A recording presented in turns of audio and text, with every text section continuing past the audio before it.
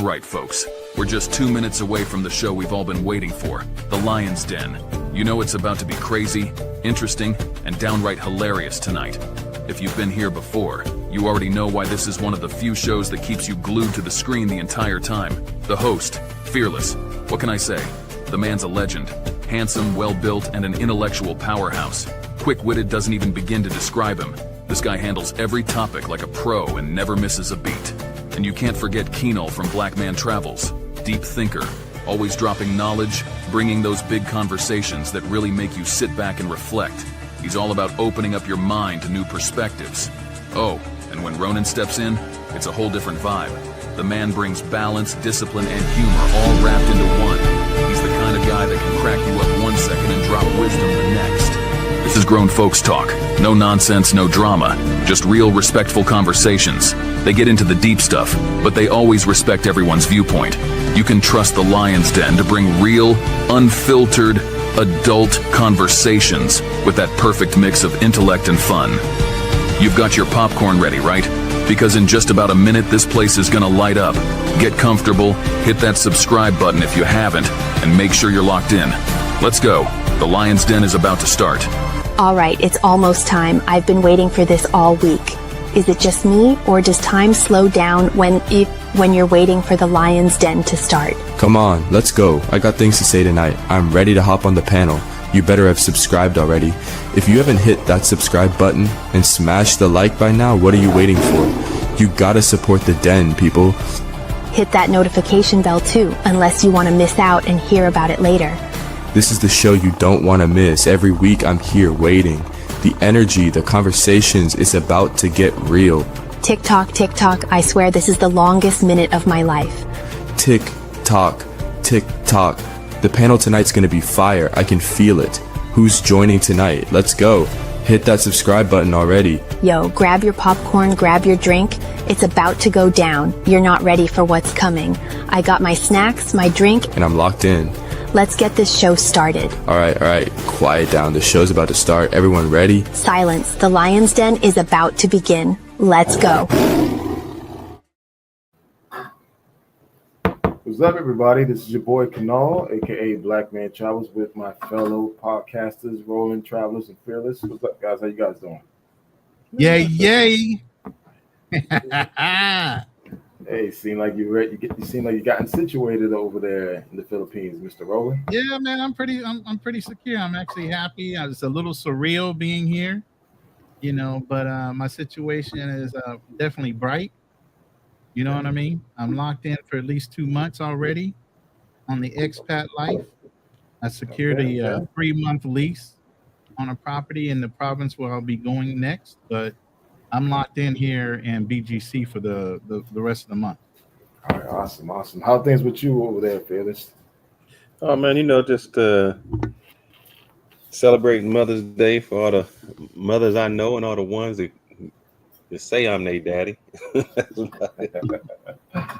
Yeah, man. Yeah, tomorrow is Mother's Day, so happy Mother's Day out there to all the women out there that are taking care of their kids.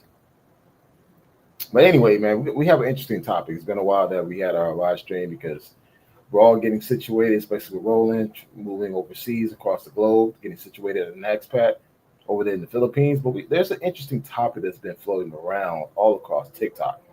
I've been on TikTok more than I've been on YouTube as of lately. It seems like TikTok has gotten my attention, and I'm seeing a lot of crazy topics. And one particular TikToker actually went viral last weekend when he took a trip to Colombia, Cartagena in particular. You're talking about the zesty fella. Yeah. I mean, hey, he had a little sugar to his tank, but it is what it is. But this brother, he noticed that at the airport, and for anyone who traveled to Cartagena is the worst airport to fly into because that's the only airport to fly into. Typically, when you come in, the line to the custom line is normally long, and it's just like the last time I was there, man, I was in line for about 4 hours. And it's small. It ain't And a it's big small. And I mean, hey, Fearless, the line was so long. It was all the way outside on the damn with the area where the plane land and people get out the plane. It was that long, and it took us 4 hours to go through customs, man. So I can understand what he was talking about. That place being super crowded and hot. But him in particular, man, he noticed that at this airport there were nothing but guys, number of men. And he felt the need to tell, his experience there. And he was shocked that a lot of men were going to Cartagena. Maybe this is his first time going there to entertain themselves. So he put it out there on the TikTok street, and it went viral to the point where everybody's talking about it. And he made some points, some invalid points that I felt like, he's kind of like overdoing it. And we want to sit there and talk about it. We want to talk about why there's so much hate towards the passport bros. And the funny thing is, the passport bros kind of, I don't want to say fell off the topic, but it kind of went down a little bit. People kind of moved on away from it. But now the passport bro topic is getting some resurgence. And now I didn't realize, especially in TikTok, the hate for the passport bros is crazy. I didn't realize how many dudes are making posts and TikTok videos on passport bros, calling these dudes lame. You can't get a woman. You there, doing all type of crap. So let's talk about it. We want to know why there is hate and why people are making these crazy assumptions and why men are going overseas. Well, one thing I want to say is this. A lot of the black women were saying, keep my name out of it. If you want to go there and you don't like black women, keep my name out of it. Those men ain't say nothing about black women. They was just doing their thing. They just left. So I don't know why there would be hate for them when they just said, okay, I'm checking out. I'm going to a whole nother place. I ain't even arguing about it. We just going to enjoy ourselves. So if they see that video and they see that long line, and the men if you got that many black men in the airport, they doing what they want to do. They don't care about you. They doing their thing. I still think that people are still salty during the pandemic when the passport bros were picking up a lot of steam and people were pumping their chests and why they got a passport and why they done with America. They're gonna go overseas and find their wives, whatever. I think that rubbed a lot of people the wrong way because you have to understand people were doing this way before the passport bro was even a name. Yep. Social media kind of made it so grand to the point where I thought it was cringy. When I used to see these videos, dudes saying all this craziness, I'm like, dude, shut the fuck up and just live your life. But guys felt the need, hey, I got a passport now, and I'm going to go overseas, pump my chest, and find a wife. And I know what goes on overseas, but people don't know. But now people are starting to see what guys do overseas, and it's not drawing a lot of positive attention. But what positive attention do they need? Yeah, I mean, I can understand if the guys out there, making them crazy videos like they were before, yes. But if they just like, I'm gone, man. I don't even know what the issue is anymore. They doing it. They are moving in silence, which they should have done a long time ago. Like now, I love the fact that guys are talking about their travels differently than what they were talking about before. But I think the way they did initially when they first started, Rob, it just came off in a negative light, and it just like sometimes there's the best way to tell someone that you're done is stay silent. Mm-hmm. But we feel the need that we need to talk about our business out there. And now people know what some guys do overseas, and they're making some crazy assumptions. Like some of the stuff that I'm hearing on TikTok, it's like, what? Guys going over there dealing with underage. I'm like, what? It's like, it's just sickening. And the thing is, the people who are making these videos are not women. These are men, other men. And I'm like, dude, why do you care? Like this dude's living his life. He doesn't know you. You don't know him. Why you feel the need to talk about guys going overseas and traveling? I mean, I don't know. Maybe it's a clickbait. Maybe it gets a lot of views because one thing I do notice that when guys do those videos, they do get a lot of watch views and they do get a lot of engagement. So it's the best time to talk about it. Like, why there is the hate and why people feel to embellish what men are doing overseas. I mean, no, I got to call you out a little bit, bro, because I remember a day where you were all pissed off about the word passport bros. You were anti-passport bro all day long. Okay, why? Why I was because anti? The reputation and the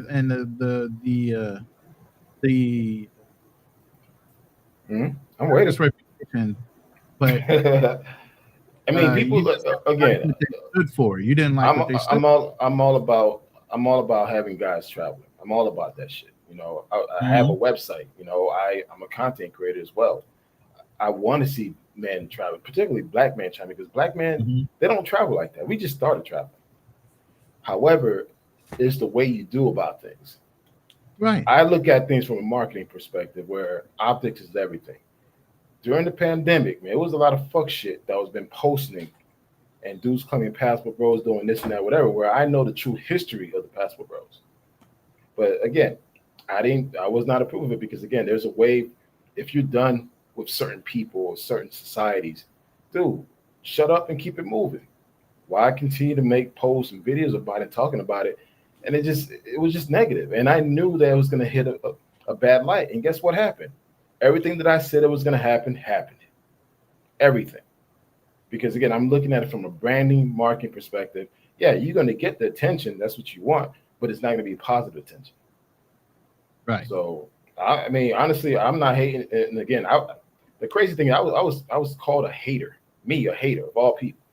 Where I'm telling people to What is that? travel. Just like something that never happens? You don't hate on anything? No, but hater of what? For guys traveling? If I'm traveling? That's the point. It's just like the thing. I'm not gonna agree on fuck shit. I'm not. If I say, hey, listen, the way you guys going about this is the wrong way. You guys should have led with other ways than I'm traveling to go find a woman. Come on, that's the most lamest shit you could do. Now, if it happens naturally, organically, cool. But if that was the reason why you traveling through the pandemic and you felt the need to pump your chest about it, then yes, you got the attention you wanted. And guess what? Other people telling your goddamn story. Right. So, hey. I mean, this is the thing I talk about all the time with,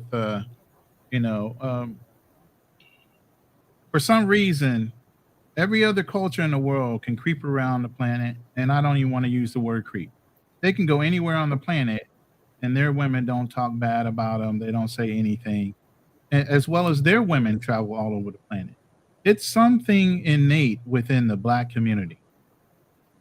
We got to call each other out. We got to police each other. It's like one person's got to be better than the next person.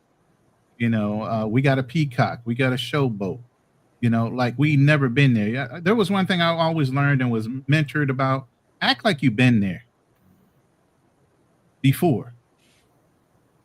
Most of these dudes go over there and act like they ain't never been nowhere nice in their own fucking lives. But Roland, traveling is new to a lot of black men. Black men are now just getting their passport as of 2023. I didn't say you couldn't enjoy yourself, but come on now. But again, within our culture, within the black culture, FBA or non-FBA, let me throw that in, we always feel the need to brag. It's the black experience. We've always feel the need to fucking brag. So guess what? When people are going to go overseas, they're going to embellish and make things more grander than what it is because they want to flex. And that's what is it about us that we have to do that? Because we ain't got shit. Mm-hmm. It is what it is. We don't got nothing, so we feel the need to position ourselves more grander than the next person. So guess what? Oh, I'm in Susua, not knowing that Susua got a bunch of mud ducks out there. But dudes will flex on it. Hey, I was out there, bunch of patties. No, you weren't. But from someone that's never been to DR, he's gonna paint an amazing experience, not knowing that this dude probably stay in the goddamn hotel for $25 an hour with roaches, was probably eating chicken wings every goddamn day, and just didn't do nothing. But he's gonna paint a grand story to make him look good.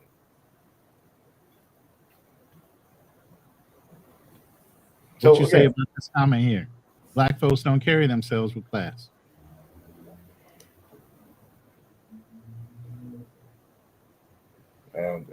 I mean, play with the past what you said, because men need validation. And it's true. And that's why, like, initially, right? That is not true. Men don't need validation. Weak men need validation. Real men don't need validation. You know what you can do. You don't need nobody to pat you on the back about what you do. You carry on life, period. So no, don't just say in general men need validation, because that's some bullshit. That's a weak man that needs that mentality of getting that pat on the back and getting boosted up. They're rolling. Then we have a lot of weak men out there. We absolutely do. And it's a culture that's been raised for the last 30, 40 years. Why do you think that is? Man, regardless if you were raised by a single mother or it matters. Parents in the household, it matters. And this is exactly what he was saying. We're incredibly insecure as men, and it's exactly right, because we do have a few generations of weak fucking men, mentally, spiritually, ethically, and a whole bunch of other things. Yeah, but I think it's more of a generational thing, because weak men are all across the racial group. So, but again, just going back to the topic, why there's so much hate towards the Passport Bros, and now with all the new attention that they're getting by this one particular TikToker, which he went viral, by the way. He has painted black men in a negative light possible, man. The comments that I'm reading, the piggyback TikTok videos that other men are doing to piggyback what he said and confirming, it's insane. And let's talk about it, man. It's a great topic, man. And it's like, everyone understand how I feel about this whole Passport Bro situation. Again, I'm not against it. I always felt like, hey, there's a better way for you to talk about your traveling than leading off of that. But when you say that, you pocket watching, you dick policing, I'm like, dude, I can't give you a critique. And that's something within the black community that we're not good at. We're not good at accepting criticism or even constructive criticism. So. But what happens when you change your thing? Like, for instance, you take like Austin Holland. I don't think he made no chick videos in a long time. But they still hating on him if he just talking about life somewhere. So it's like you getting hate if you talk about women. It's getting hate if you just talk about the country. I think, didn't Ace do a video not too long ago where he was saying even his channel was getting botted and he wasn't getting the views. And and he just talks about travel. So it's almost like the people are upset that you traveling as a black man. Well, that's always been an issue. Black man with a passport, when a lot of white people back in the day didn't even have a passport and couldn't travel. But I got a question. Why is it though, like we say, why is it the black women and black men is hating on the Passport Bro? First, let's talk about the black men. Why they hating on another man for just leaving? Me personally, I think you should be happy that I'm leaving, because that's more women for you. I'm not your competition. So you should be happy. If anything, if you're a domestic player, if more guys going overseas, that's better for you. That's more women for you. So why are you hating? You should congratulate the brother, like, yeah, go overseas, man. That's more women for me. So I never understood the math behind that, man. I'm like, well, why do you care? If you single, I mean, you got more pussy to pick from. Right. But I guess they want everybody to be in the same situation. But my thing is this viral TikTok video, with you have to question the motivation behind the zesty dude wanting to put that in. We talked about this, and I don't know. BMT Live has done a live. I think even Fearless, you did a live earlier this week about this guy. At the end of the day, that culture is known to just want to start drama. Yeah. Obviously he did that for clicks and views because he knows that's a hot topic, and he knew at that situation it was a prime thing, because how many Rainbow Coalition dudes, traveling down to Cartagena for any apparent reason? They going there. They're going there. Okay, I don't know. I've never been. No, but they There's a are culture going there. I'm confirming that they are, and they go there, do their thing. Okay, so there is a culture down there for them too. Yes, Dominican Republic, Brazil, bunch of them go there, and they have their own unique audience that they're entertained as well. Okay, so he going down there to do dirt too. So why are you sitting there telling on the black man when you, a Rainbow Coalition dude, going down there to do your own dirt? Hey, like you said, I guess he was just surprised. How because Why? sometimes You're not surprised you down there. You're not surprised you down there. Why are you surprised somebody else down there? Because usually when they travel, it's like, where they go, it might just be one of them on a plane. Yeah. More in that group is, and they kind of flamboyant. So they hang around that crew. He just went there, and I guess he was overwhelmed by the amount of brothers, that because it's easy to talk about a story, to say, oh, guys are traveling, guys are doing this. And when you get off the plane and you like, God damn, it's black central.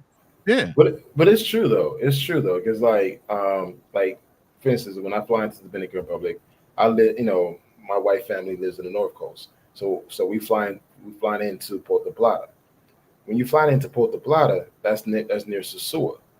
So man, I kid you not, you don't realize how many brothers are there until you're in the airport. So we're all going because I'm like, all number brothers. I'm like, God damn. And you can see the ladies working, talking, whispering to each other, like, oh, they're going to Sosúa. They all going to Sosúa. They're all going to Sosúa. It's probably the same way in Cartagena. It's like, oh, they're all going to the clock tower. So, yeah, it's just different. You see, it could be a big surprise for anyone that sees that for the first time. To see a lot of brothers, going to one particular destination. The airport is full. And yeah, that could be a shock for a lot of people. Look, I tell you what was a shock for me. I was coming back from DR and I'm in the airport and I'm like, God damn, man, are all these black women sick? I seen 20 wheelchairs lined up because all of them had surgery. BBL, something, and they all in the wheelchair. And when you walk through the aisle, they're not sitting in their seat. They look like they praying on the chair because I guess they can't sit down. Yeah, they can't sit down. Yeah. And you see 20 of these black women, and you're like, God, all y'all come down here for, I'm coming down for spring break. Y'all coming down for BBLs. They coming down for major surgery. Fearless. I kid you not. I was in Santo Domingo flying back home. There were about at least 50 women being pushed on chairs. 50. Yep. They're all on the same flight. Spirit Airlines. I'm a huge fan of Spirit Airlines. Spirit Airlines, please sponsor me. I'm a low flight flyer. But yeah, they were all flying with Spirit Airlines. They're all being pushed to the damn gate. All 50 plus. And all sisters. 50. All sisters and Latinas. I was like, damn, it's that big. Yeah, Santo Domingo has become the new capital hub for surgery, and a lot of women are going to Santo Domingo to have surgery.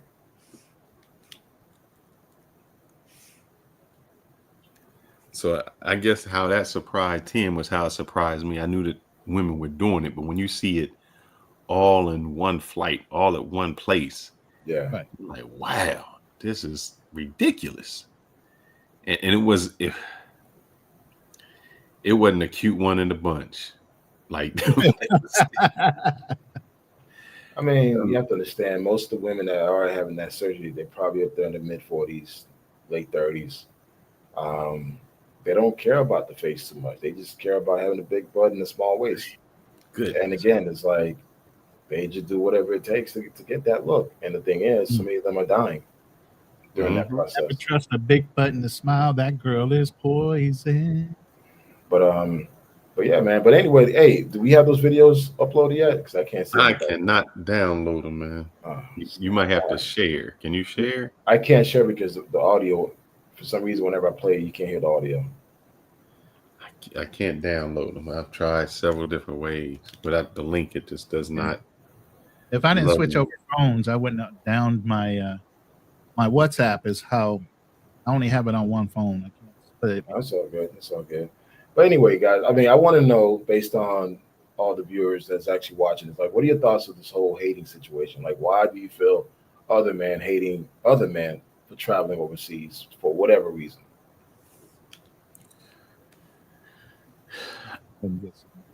I don't know if it was a jealousy. What I would say, you know, what I hate. This is what I hated. I ain't gonna lie, I hate it. I just hate it when they brought undue attention to themselves, meaning throw money in the clubs, act ignorant.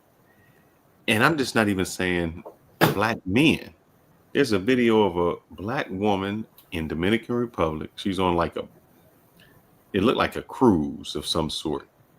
And she's throwing pineapples. She's throwing, you know, all this stuff off this man's business. And you're like, man, it just make, you know, it's sad that they were talking about brothers making you look bad, but how many sisters go their ways and act ignorant in them other countries and look just as bad? So I'm not sure why they point the brothers out. The brothers are going for one reason. The chick's been doing it for a long time. That's why they go to Jamaica and get mud on their butt. Damn, not the mud on the butt. Yeah, I mean, I know what you mean. Just going back to the whole situation about bringing attention of themselves. Like, one thing that the guy did highlight it, which a lot of guys do admit, and even I've shared this many times. Guys wearing these big ass, gaudy, fake ass jewelry. It's like, dude, why are you wearing these fake jewelry to draw so much attention to yourself? Then when you get robbed, you want to play tough. Like, why do you feel like you need to make it rain in these places? The mere fact that you're there, that tells you have money, at least have some type of income. But why feel the need to make it rain, wear fake jewelry, feel the need to be seen? No, don't bring it up. There's a lot of factors that plays in it, and I think that's what caused a lot of hate. But also, too, a lot of the hate that we get are from the people from that country that live in the States. Like, you got a lot of dudes from Dominican dudes will hate on black dudes going to their country. Oh, why are you going to our country and all this shit? And same thing for Colombia. They don't like to see brothers in their country. And I'm noticing that a lot through TikTok. Like, TikTok is an amazing platform, man. You can see people true hate on that goddamn platform. They said it's the second. I was just reading something about it or listening to a video, and it was saying how YouTube was supposed to be just something you watch. TikTok was more of a search engine, because when you search a video, you find exactly what you're looking for. Right. Yeah, well, shit. And the TikTok algorithm, man, you watch one video, next thing you know, you got like 60 videos that they're recommending. The same thing. So you can easily fall into these rabbit holes. All right, fellas, I got some videos loaded so we can go into some of these. And I'll start trying to download a few more. But I'll go ahead and start off with this one that basically Pinnacle sent over. So this young lady is asking, if passport bros can buy cat in the United States, why do they go overseas? Here's why. Number one, we found peace overseas. I've never been more at peace when I've traveled to places that the passport bros go, like Colombia or Thailand or the Philippines or Kenya or Ghana. Black men are not at each other's throats there. They love each other. They're smiling at each other. When you greet and meet a black man in Colombia, it's usually greeted with a smile, a handshake, and an offer of help and information of any kind that brother might need. We're not afraid that the police is going to eliminate us for nothing. They look just like us. The second reason is because the women there are softer, more feminine, kind. They're not obese, and they're good to us. They absolutely adore us. And to the contrary, the women that really actually are into us, they're not asking us for money. They don't need anything from us except for time, attention, and that other thing that most black men got that's really good. And the third reason is because our money goes longer there and there's investment opportunities. So we can take $100,000 from America, and that is the same as having $500,000 there. Think how many houses we can buy, how many properties, how many businesses we can open. Think how much we can do by taking that money and putting it in a place where that money automatically quintuples. That's your answer. We're not just going anywhere for one reason. We're going to find a better life. That's what Passport Bros are about, finding a better future, because our future isn't here.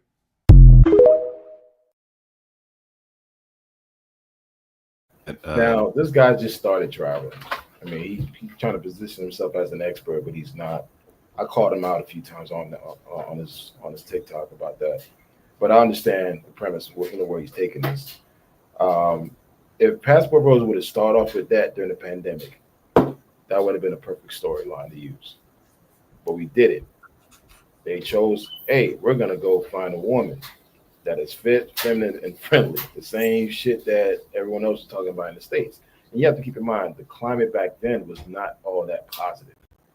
So when you constantly spear that type of content for 3 years straight, people want to see your downfall.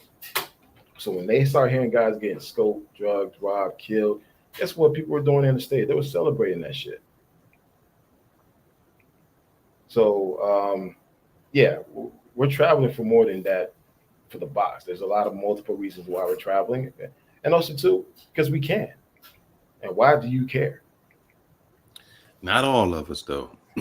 I know some brothers who, and it's sad, I know some brothers who have been to DR, and all they know is from the airport to Sosua, they know to strip on Sosua and to walk to Sosua Beach. Outside of that, they may know what's that popular place that everybody, the hotel or place that everybody goes, like either Terra Linda or Terra Linda or the other one. That's all they know. They know nothing else. And I'm like, man, how can you go to a whole country and stay in a 5-block radius? Some of them are just scared. You know, some of them are just afraid to go anywhere. They comfortable there and can't explore outside. That is the people that really give Passport Bros a bad name. That you've lost your mind because you have not had anything in the States, and now you feel like this kid in the candy store, somebody's giving you some attention, and you don't know how to handle yourself because you've never been there before. Those are the guys that are dangerous, and the guys that make it bad for everyone. If you've had it and you've had those beautiful ones, you might admire it, but you know the next time you come, you're gonna have another one anyway. I mean, fearless. These are the same guys that get the most views, though. These are the guys that gets all the attention. These are the guys that get the most cash apps, the most donations. Shit, they get their damn trip paid for and sponsored. I'm gonna tell you why. Let me tell you why. Because nobody gonna root for you, Kanal. The reason is you done it. You a handsome man. You 6 foot tall. You built. You well income. It would. All right. Let's look at social media. And this is what tripped me out with social media. When I seen that somebody like Phil Heath. Do you know who Phil Heath is? Yes, sir. All right. Phil Heath was a 7-time Mr. Universe winner. And I thought, man, when I compared Phil Heath and somebody else, just somebody you wouldn't know, just a YouTube influencer, I said, how can this YouTube influencer get more views and more likes and more followers than Phil Heath? And then it broke it down to me. See, Phil Heath is unattainable. That regular guy that got somebody, I may be able to be like him. Now let me break this down how this go. You a 6-figure dude, you 6 foot, you suave, you are unattainable to somebody like a Floyd. Floyd, they can't be like you, and they know they can't. But to a Floyd, Jay Rillo is on his level. Jay Rillo is an unattractive hood dude. Well, if Jay Rillo can do it, I can do it. See, you unrelatable. Jay Rillo, I guess. I mean, is relatable. You know what? I never saw it that way because there's a guy called NYC Future. NYC Man, the Future. Yeah. whatever his name is, man. I try to watch that video, man. I didn't understand not a single word he said, and I'm like, That's straight New York. whatever. I'm like, but yeah, this dude's getting donations, getting views. I'm like, and he's showing a bunch of mud ducks staying in a hole in the wall hotel. I'm like, slumming that shit out, man. Slumming. Like, guys, if you're gonna travel, don't slum that shit, man. It's embarrassing, man. Like, stay your ass home. I don't, you know what? One thing I've noticed too, I think a lot of New York dudes, man, they love slumming that shit overseas. Hey, you know what? If you're from New York, you take offense to what I said. Oh well, because I'm speaking the truth. Well, brother, I've been traveling. Hold on. I'm going to ruffle some feathers here. I'm speaking the truth here. Most of these dudes from the East Coast that travel to these countries, particularly y'all in Colombia, they slum that shit out, man. They like, bro, maybe because you used to living like that in New York. That's what I'm saying, Kano. Do you know anybody that lives in New York? In New York? It's just horrible, man. I know a chick that live in New York that paid $2,500 for a room in a place. Like say you got a 3-bedroom apartment. She paying for the room. She ain't paying for the apartment. Damn. So when they go somewhere and they slumming it, that's not slumming it to them, bro. That's living long. That's everyday life. Yeah. I'm like, man, and it's just like slumming, mud ducks just look dusty. But yet they get the most views, man. And I'm like, wow. Here. There's Jay Clyde right there on point. $17 a night Airbnbs with no security overseas. They slumming it and they going to the cheapest place they can to make it happen. Because those dudes, their resources is not about where they stay. They trying to spend as much resources on a chick as they can. That's it. Nothing else. Hugh Stevens said dusted and disgusted. I don't know, man. I think it's the East Coast thing. I don't know, man. It's just like people that I've met over the years, man. Gotta play that. 20 years of traveling. Most of these guys tend to slum it big time. A lot of East Coast guys, man. I never understood that shit, man. And they will brag about, oh, I'm paying $15 a damn day. I'm like, nigga, you paying? That's not a flex. It's like, bro, it's like. If y'all know how much I've already invested for 2 months already here.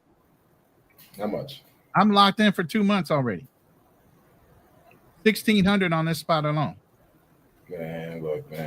One thing I learned long time ago. Month, and then next month it's way less because I've already got a 3-month agreement on it. But a man should secure a place to live first, and it should be a place that's reputable and safe. The fuck y'all doing? But again, that's a weekend warrior mentality versus somebody that's trying to live in a country and is expatting and thinking long term. I'm sorry. My pushback. If you're down there running and gunning, you ain't looking to try to be comfortable. I wouldn't even call that a damn weekend warrior. That's embarrassing. That's fucking pathetic. Like, dude, that's not a flex because I've known guys that will fly into DR and stay in a fucking cabana. Damn. Fearless. On the beach? No, Fearless. You know those cabanas? No, hold up. I can't. Let me talk about cabanas. Wait. Okay.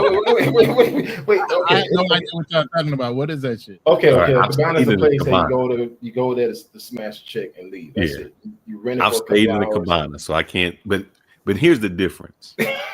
No. I've stayed in a cabana, meaning I've been in Santo Domingo, and I'm like, fuck, man. I've partied at Venezuela Avenue. Oh, that's different though. I'm saying it's 2:30 in the morning. I'm like, I'm not driving to Santiago. But that's different. That's different. I'm talking about someone plan a trip and they staying there for a week. Yeah, you can't do that. I've known guys who've done this, man. I'm like, they will literally stay in a cabana, and I'm like, bro, you know that's a sex room. Yeah. So let me explain to people who don't know what a cabana is. All right. Yeah, I don't know what it is. All right. So it looks like a little resort. And not resort. No, let me take that back. You drive in and all you see is garage doors. That's it. Because what happens is the garage doors are raised. You drive your car in the garage door, you close it, and then inside it's like a pay for hour motel. Yeah. So you can pay for 3 hours, you can pay, overnight. And what happens in Latin American countries, especially Dominican Republic, everybody at your house. So your grandmama live with you, your mama live with everybody there. So in order to have privacy, people have to go to like a hourly motel. So, they serve food, they serve drinks. You can get a nice one. They got a jacuzzi and all of those things.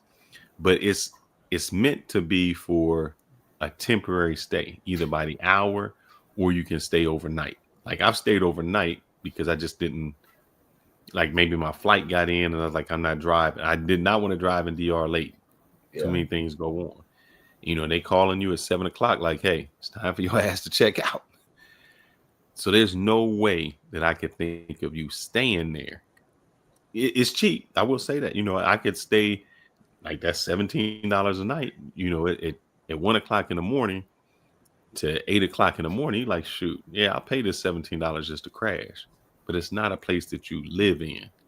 And that's what those dudes do, which is just crazy. Diabolical. but that's what happened. And it's just like, and the funny thing is they live stream it from that place. I'm like, are you serious? But that's what draws people attention, man. And you can't blame when you put that type of content out there and people make fun of you because of that. You can't get mad. You put yourself out there. That's crazy work. I can't even see myself subject myself to that type of environment. Look, these dudes running around here like that. Man, there's a lot of dusty dudes with passports, man. Even when I was young, I would never travel like that. Even when I was young. Hey, man, it's a different mentality now, man. People don't take pride, like you said. That validation, they want to be seen, and now with social media, that clout is power. People want that, man. And you have someone like Jay Rello that lost his channel at least over 10 times. He starts a new one because he loves the attention that he's getting. And guess what? People gonna pay for that because that's a crash out. So they're gonna pay for that crash out to provide that content while overseas, not understand that he's putting himself in danger. All fact. I do have to understand the mentality because I like I said, I think what happened was, like you said, during the pandemic, you had somebody like a Kevin Samuel saying, hey, get a submissive woman. Well, I think the brothers tried here in the States, and it became very difficult for them to find that type of woman. And so that's when they started leaving. And, with the airlines being cheap and they could go somewhere, guys just lost their mind. It was just, they lost their mind. I think prior to that, it was a good crew that used to travel because you would get, guys would hint to it. Like, man, like even when I went, I was like, bruh, I can't even explain it to you. You just got to go. But that was it. It was almost like a secret club that you would talk about, but there really wasn't no pictures you could post, And I think I'll say something to, I think they had said something on here. Tyler Fa, he said, Zayas. He said, how many of these men have time to learn Spanish or whatever language? Well, you got to understand that a lot of the older guys traveled when there was no such thing as Google Translate, man. There was none of that. Man, so when I was traveling shit back in 2010, there was none of that, man. Yep. You just had to wing it. And that's the thing when people say, oh, you got to know the language. Fuck that. Just go. Use common sense. You don't have to wait to learn a new language to travel to experience a new country. It's like you don't need all of that. That's why it kills me when the guys tell me, hey, before you go to Brazil, learn Portuguese. Man, when I went to Brazil, I ain't know a goddamn thing about Portuguese. I learned as I go. You think all the guys that was in the military, we knew every language of every country we hit a fucking port in? Hell no. You winged it, like you said, Kanal. You did what you needed to do. You smiled. You won some hearts and minds, and you got whatever you got. You know what I mean? But I have to go with Hugh. He goes, I also think men equate self-worth to having some buns. And not even quality buns, just to say they got quantity, not quality. Ducks. I'm seeing the quality women that these guys are posting. Oh my God. I'm like, really? You travel way over there for that? You could have stayed in Boston, New York, whatever city you're Let's from. get into some of these other videos. I got them all downloaded. So, Yeah, is there any that you want me to particularly point out? No, that the ones. No, just go ahead and play it, man. Every passport bro I know in the real world is an American bottom feeder in our dating pool, okay? Whoa.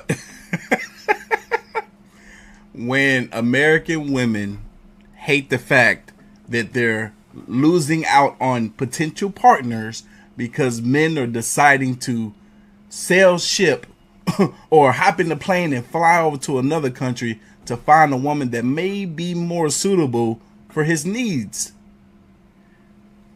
They don't like it. We don't like it at all. Just laugh, fellas. Just laugh, because who winning? So what y'all for? Just to look pretty, sit pretty. Yeah. And do nothing. Basically, yeah. Go get a job, get 3 jobs. My man has 2 jobs. Go get 7 jobs and 2 side hustles to buy me the things that I want because I'm a woman. Complains. What'd she say? We seen that clip before. About gold diggers while he has no gold. And I only want to deal with guys that's paying bills. I am a gold digger. I don't care. What Openly admitting it. Okay. do I bring to the table?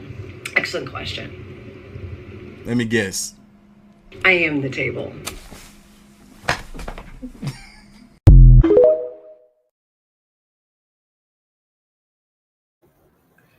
And I think that's what happened. A lot of guys are facing that. Women started throwing around this six-figure man, and they wasn't doing anything.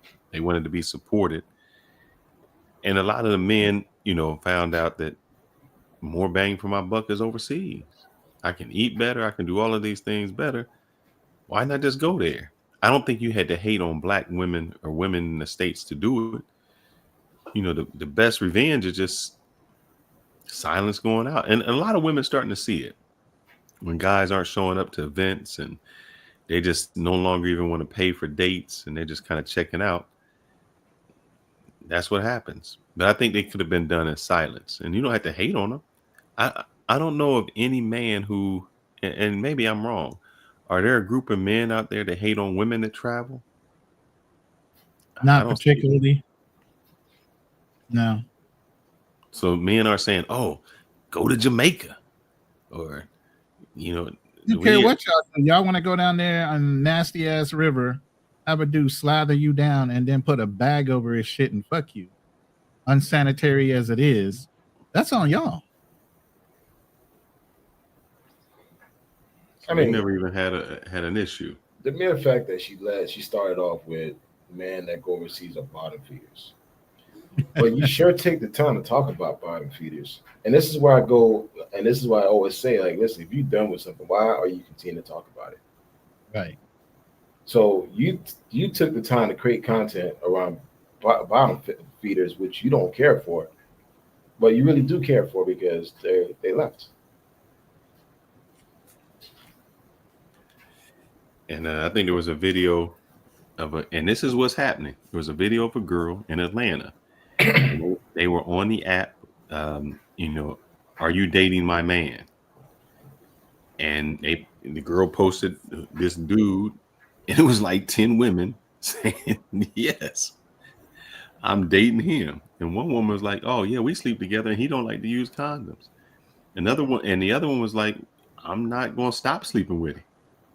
So all those women were with the same dude. They found out about it and still didn't give it. Yep. So that's what's happening.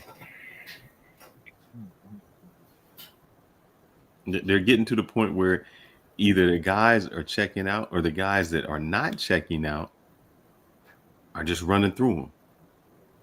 Go with the next one. Mm-hmm. And they can. I mean, understand this.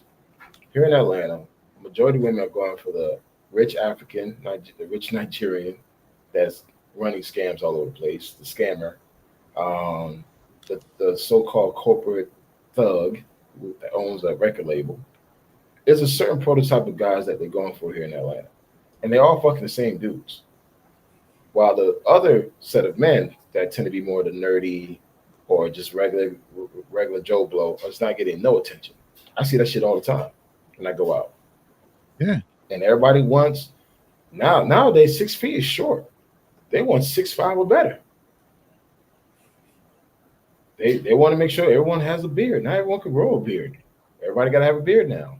Be 6'5" or better. Got to have this car. So when you have that many women targeting this particular small audience of men, these men have the pick of the litter. They can do whatever they want. And hence why the HIV and STDs rate has gone up, has skyrocketed here in Atlanta. Yeah. They fucking the same dude. Uh-oh, you're hitting some hot buttons now. But it's the truth, though. But then again, you worrying about a man going overseas, getting his dick wet, but yeah, you was not going to satisfy him. So let him do him, and you do you. You want that, that far-reaching man that you're never going to have, but you think you're going to have it because you got a lot of likes on TikTok or on Instagram. So guess what? You're going to hate on the dude that you don't even care for? It just doesn't make any sense, man. Right. So Here we go with the next feeder situation. That's an insult, man. It's like, really? So you could travel, you could go on fly me out type of dates and shit. But then if a man does it, oh, he's wrong for that. I mean, let's talk about it. Let's talk about it. If your sole purpose for going to the Dominican Republic, Brazil, Colombia, etc., just for vagina, you need to be studied. Yeah, you do, because you doing all that just to go for vagina. You could do that in the United States. It might be a little bit expensive. You get your money up. But I'm not here to tell another man how to spend his money. But don't come over here and act like you're him. It's just because of you're paying for services. They're nice to you. They don't love black men. They don't care about black men. They're not treating black men like kings. No. You're paying for the services. Man, you all gotta stop, man. Yo, I got this, guys. I got this. I gotta sit up, man. Hold on, man. Let me sit up, man. I got this shit, dog. From a non-FBA to another non-FBA. Shut the fuck up, bro. Your ass in no position to say shit. Continue to learn how to speak English. And once you get your English game up, then you can talk. The fact that you care, you take the time to care what other men are doing, that makes you a bitch. And the thing is, you trying to do that at flex, trying to get some pussy points, but you're not going to get any pussy points. And you say get your game up, get your money up. Nigga, I can tell you don't got money. So it's just like, you saying shit just the same shit, but you don't understand, like, you could go back to your country and deal with the same women and get a damn currency discount, because you know damn well whatever country that you from, that American dollar is going to get you some pussy. So what's the difference? I say if that dude is spending money, see what he don't understand is he can spend the money and get a girl in the States. But even if he wants, like if he's saying, oh man, I want a nice girl, at least lie to me. The girls here don't even lie to you. They just treat you bad. They're just going to treat him bad. At least there, he may know I'm paying for it. But let's say this. He is paying for it when he goes back home. He doesn't have no mouthpiece. He's paying for it when he gets back home, because guess what? You're from the States now. You have money, and I bet you anything he probably goes back home trying to position himself more than what he is, which a lot of guys do. I'm gonna call them out, all y'all fucking Caribbean people, African people. When y'all go back home, y'all try to flex that American way of life onto your own people, trying to position yourself better than them. So you throw them damn dollars. You're not throwing your fucking country currency. You throwing dollars. So guess what? You paying for that pussy. But here go the difference. I've gotten a steak here in the States. I'm going to Fogo tomorrow. It's just they bring it out to everybody. When I go to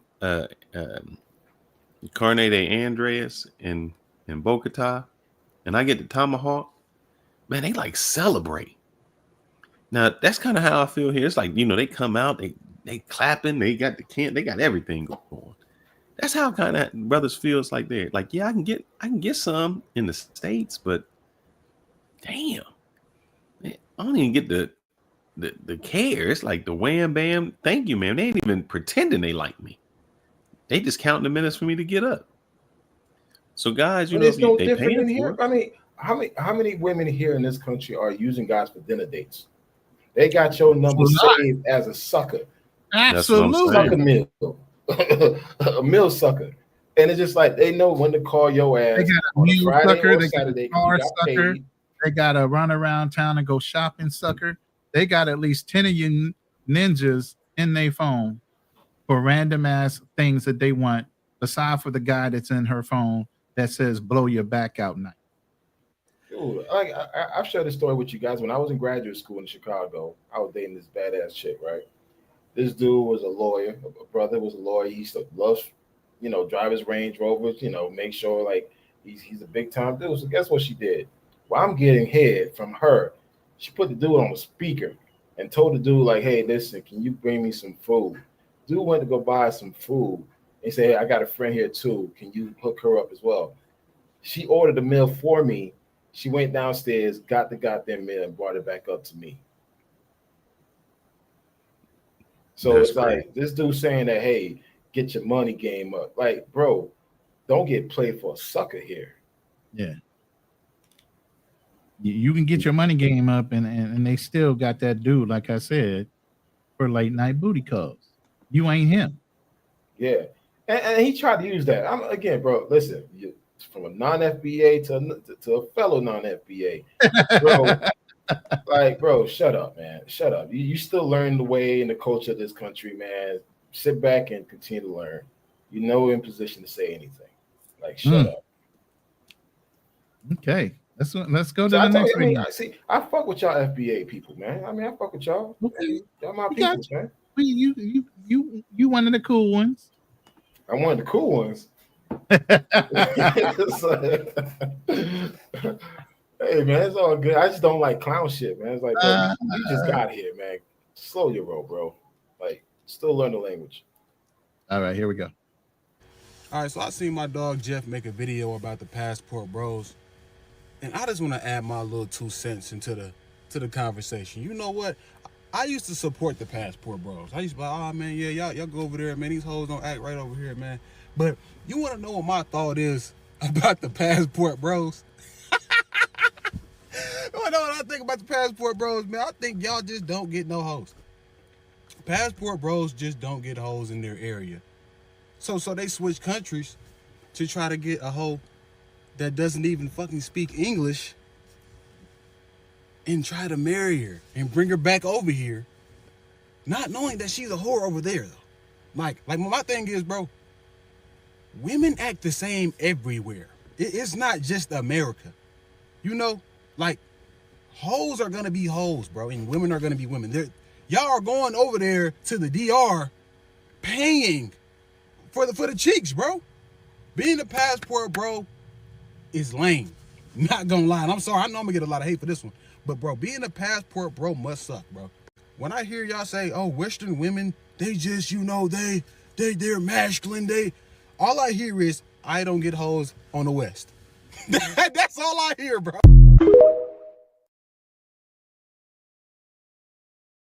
All right, I was gonna say something, but I had the floor for too long, so I'm gonna let you guys ride, and I'm gonna follow up. That dude ain't never traveled. Yeah, very much.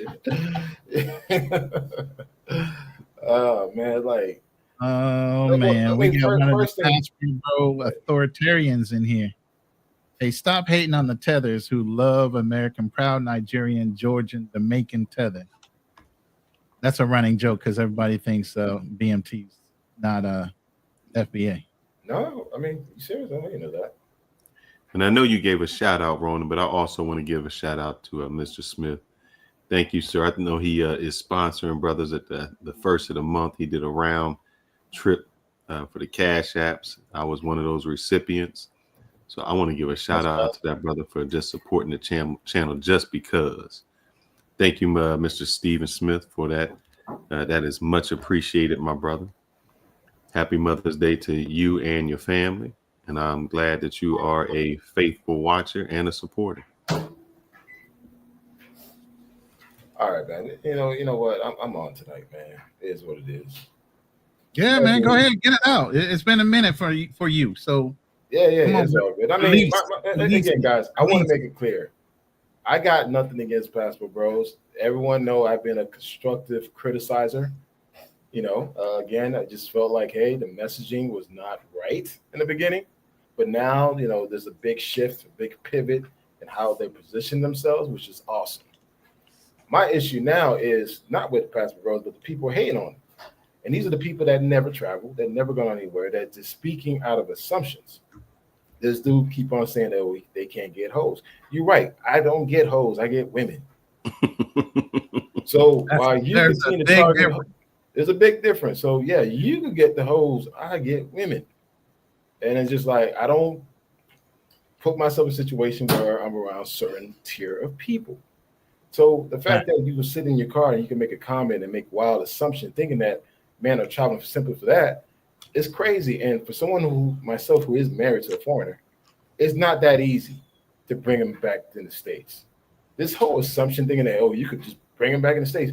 You know how expensive that shit is? They don't Time consuming, fucking interviews, back and forth flight. You got to meet this person, meet that person, take this drug test. Dude, it's not as easy as everyone think it is. So this whole thing, she gonna marry for a green card and leave it.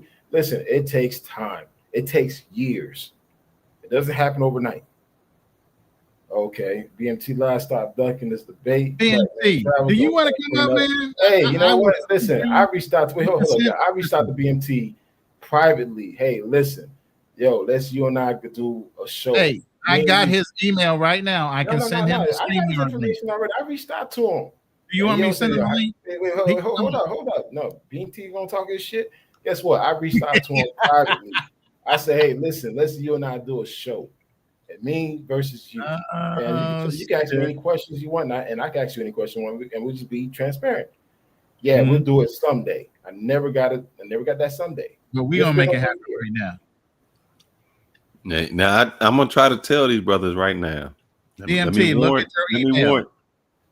Let me warn y'all. We done had a lot of dudes come for us, and we done smacked them up and down. And I think one was who my man? Are talking about the Lions Den. Now we don't play. Yeah, I mean, who came for me, Ronin? I had to go ahead and smack him down.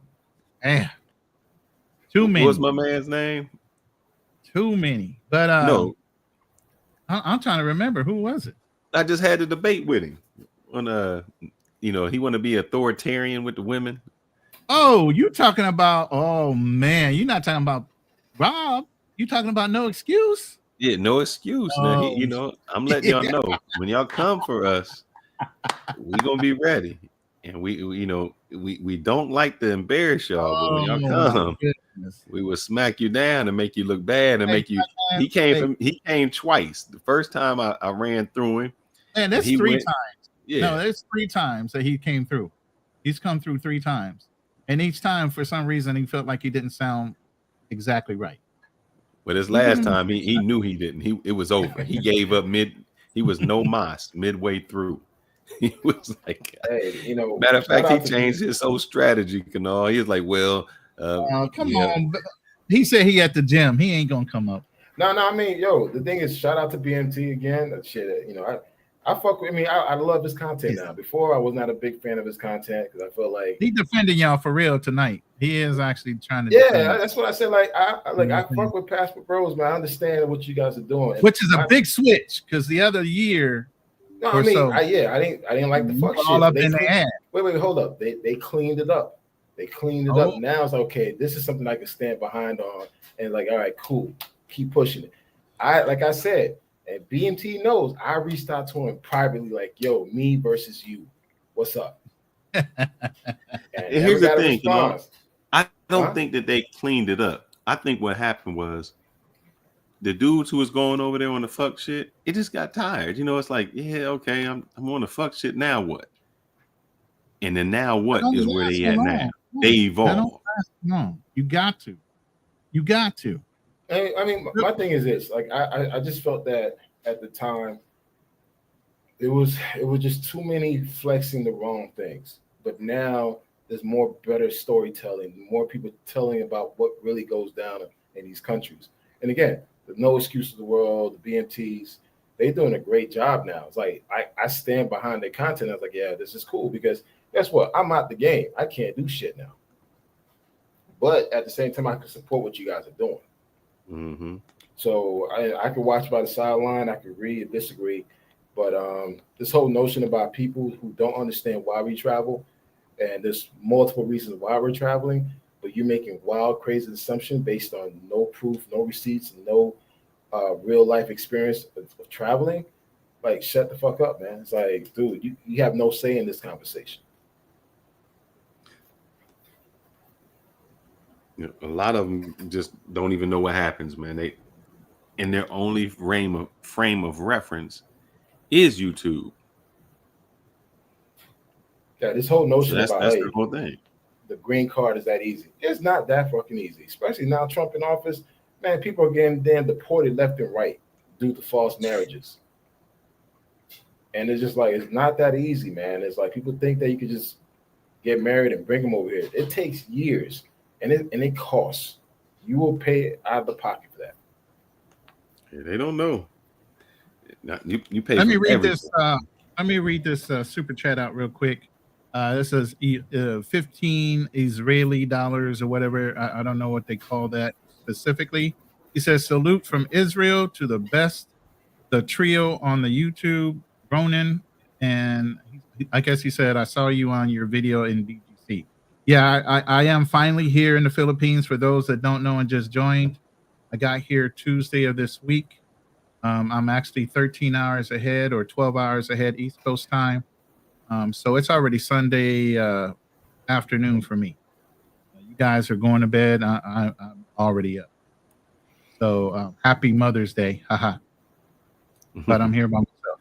But yeah, I'm here in BGC for the next month or till the end of the month. And then I'm going to go out to the province area where my girl is at. Let me address something with Generation Love real quick. So what happened was, I will say this, when I first started traveling back in the day to Dominican Republic, here was my thoughts. All the women was fine. I mean, it was whatever reference you liked. If you like lighter skin, you had it. If you like darker skin, you had it. Bodies, beautiful. Women, fine. The thing was, and there was a dude who kind of taught me this girl I was dating at the time. She was like, yeah, you got to talk to my brother. And the brother was, look, they don't care. The guy's mentality in DR at that time was, I can get another you in the next 5 minutes. When everybody is the 8, 9, or 10, beauty becomes nothing. It's like, it's like if you have a Mercedes, yeah, if you're the only one to have a Mercedes. But if everybody driving a Mercedes, your Mercedes isn't that special anymore. So the women there were like, okay, my looks don't get me anywhere because everybody looks like me. What else can I do to make sure that I can get a man? That became education, and that became very submissive and being a house, like a traditional woman, to take care of their man. In the United States, it's the opposite. In the United States, everybody kind of looking average. So when you see a beautiful woman, she gets all the attention. She gets all of that. So she doesn't have to have an education. She just look good. She can be dumb as a doornail and still get men, can't speak a lick of educated English, but she can get men just because she look good. So I say it's completely different when you go to those other countries, especially when there's beautiful women, because beauty no longer becomes something the women can compete with. They have to offer something else. Facts. And it's true. I can say this, man. Some of the most beautiful women that I've seen in my travels across the globe have been deep in the sticks, countryside. Mm-hmm. 10 roof houses. They come out of that, man. I'm like, oh my God. Not see the things people focus on the tourist areas, the big cities. No, hit up the smaller cities. Mm-hmm. When I say, oh my goodness, like, wow, just stunning. No makeup, just walk around with some damn ragged ass sandals. But the thing is, there's so many of them that's like, for them, they just feel like they're just average Joe Blows. Yep. But to us, we seeing them as like, man, if you were to come down to the States, you're being picked up by a damn baseball player, NFL player, NBA player, whatever. But again, when that country's a norm to have people looking a certain type of way, it's just an everyday look. But for us, you know, we make shit more branded than what it is. We go there, hit up a tourist city or a big city and think that, hey, wow, this is crazy. Then you want to bring that same American mentality to those countries. And that's something I never understood. It's like, yo, the whole main reason why you left the U.S. is to get away from the whole American state of mind and behavior. But you bring that same shit with you to these countries. You go out there, fuck with their cousins, fuck with the sisters, fuck with the moms. Then you cheating. Then you playing slick shit. You like the same bullshit behaviors you were doing in the States. Take it overseas and do it there. Mm-hmm. Then people start realizing like, yo, these dudes are not serious. Let me ask you a question. What's the longest you spent like in DR at one time? Or even over a year? 2 months. Let's just say after that 2 months, do you see that you don't even look at the women the same? They all look the same. No, what I'm saying is like when you first go someplace, like, damn, bro. When you there, like when I was in DR for a month, it wasn't no more damn. It had to be somebody extraordinary. You know what? Okay. If I brought that girl that was an 8 to United States, everybody be like, damn. But I stayed there so long that the 8 didn't excite me anymore. I was like, oh, she's cute. I agree. I agree. You know, when you're there for quite a while, everyone started looking the same. It's like, okay, like that thrill of newness is gone. Now you're there, you live there, you go to the gym there, you see the first day in the gym in that country, you're like, God damn, you can't even concentrate. But after 2 weeks, 3 weeks, you go into that same gym and within that country, you start ignoring everybody. You there focus and get your workout and you go home. But they are paying attention to you. And that's something I've learned like during my travels. The more time you frequent there and you get around the city area outside of tourist areas, man, you start realizing like, man, there's a lot of attractive people. But also too, there's no need for you to sweat them because there's another baddie right there in this corner, in that corner. So it gets to the point where it's like whatever. Correct. And I think that's the difference between someone who stays in the country a long time and the weekend warrior. Somebody who stays there, you don't even turn your head anymore. You're like, man, it's nothing. I'll tell you this, man. My last trip, I was in Brazil. I went to 4x4, right? You've been to 4x4, right? Oh, man. Yeah. Hey, I've been going to 4x4 since 2017, man. You know, that was my place just to do some fuck shit for the day. I was there for the last time, man. I was there. I didn't want to be there.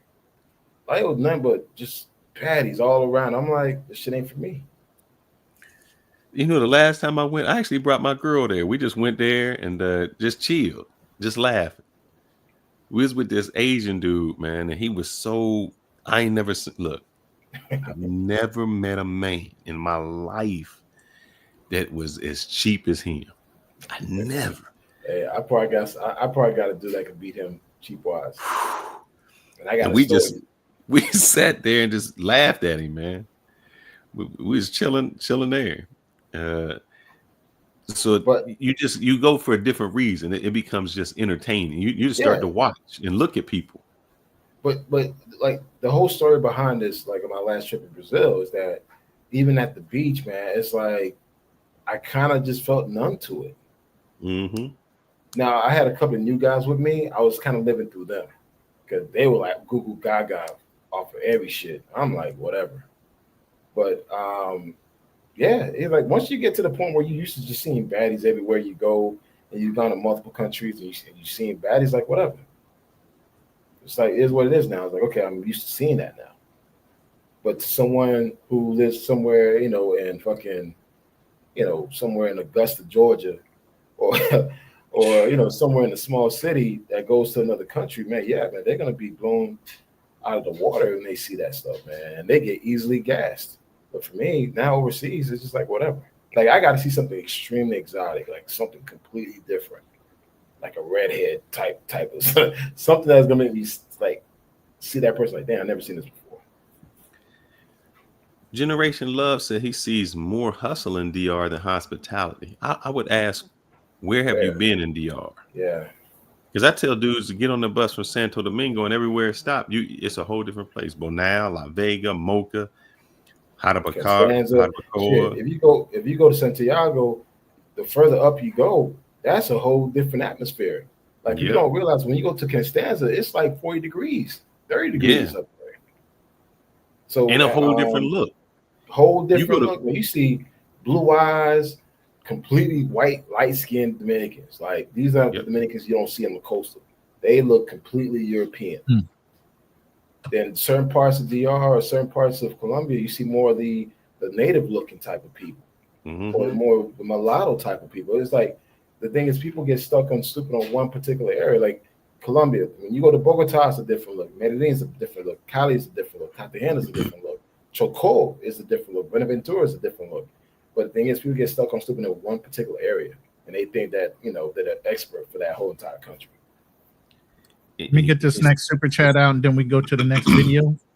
Thank you for the 15 shillings. I was told by Passport Blueprint. He says, as a 27-year-old black man, Kanal was the one reason I traveled in 2023. I just want to say I appreciate you, brother. Oh, thank you, man. Hey, I appreciate you, man. What? And I said he's giving you some flowers. Oh, thank you, man. I appreciate it, man. Listen. What video was BCG? What is that? Huh? I don't know. It says he saw. Oh, I did a video. I did a live. Oh, I did a live when I first got here at a Starbucks overlooking the street, and he said he saw that video. Hey, can I go back to the 27-year-old black man? I just wanted to say something. Yeah. Hey, I just want to say thank you, man. I appreciate that. The fact that you were inspired to travel. That's my winning. At the end of the day, I'm just passing the torch. Someone sat me down, taught me the game 20 years ago, and I ran with it. So all I'm doing is just doing the same thing now. 47 years old, married now with a 1-year-old. My traveling days has slowed down a lot, but it ain't over. But it's not over. It's not over, but it's slowed down a lot. But if I can inspire the next generation to go out there to pick up a passport and see the world for what it is and what it has to offer, I love to see that. So thank you, brother, man. I'm gonna call you to the carpet, Kanal. I'm gonna call you to the carpet, man. Oh, shit. What did I say now? Because here's the thing, I think that you lacked in, and you really fumbled the ball. Really fumbled the ball.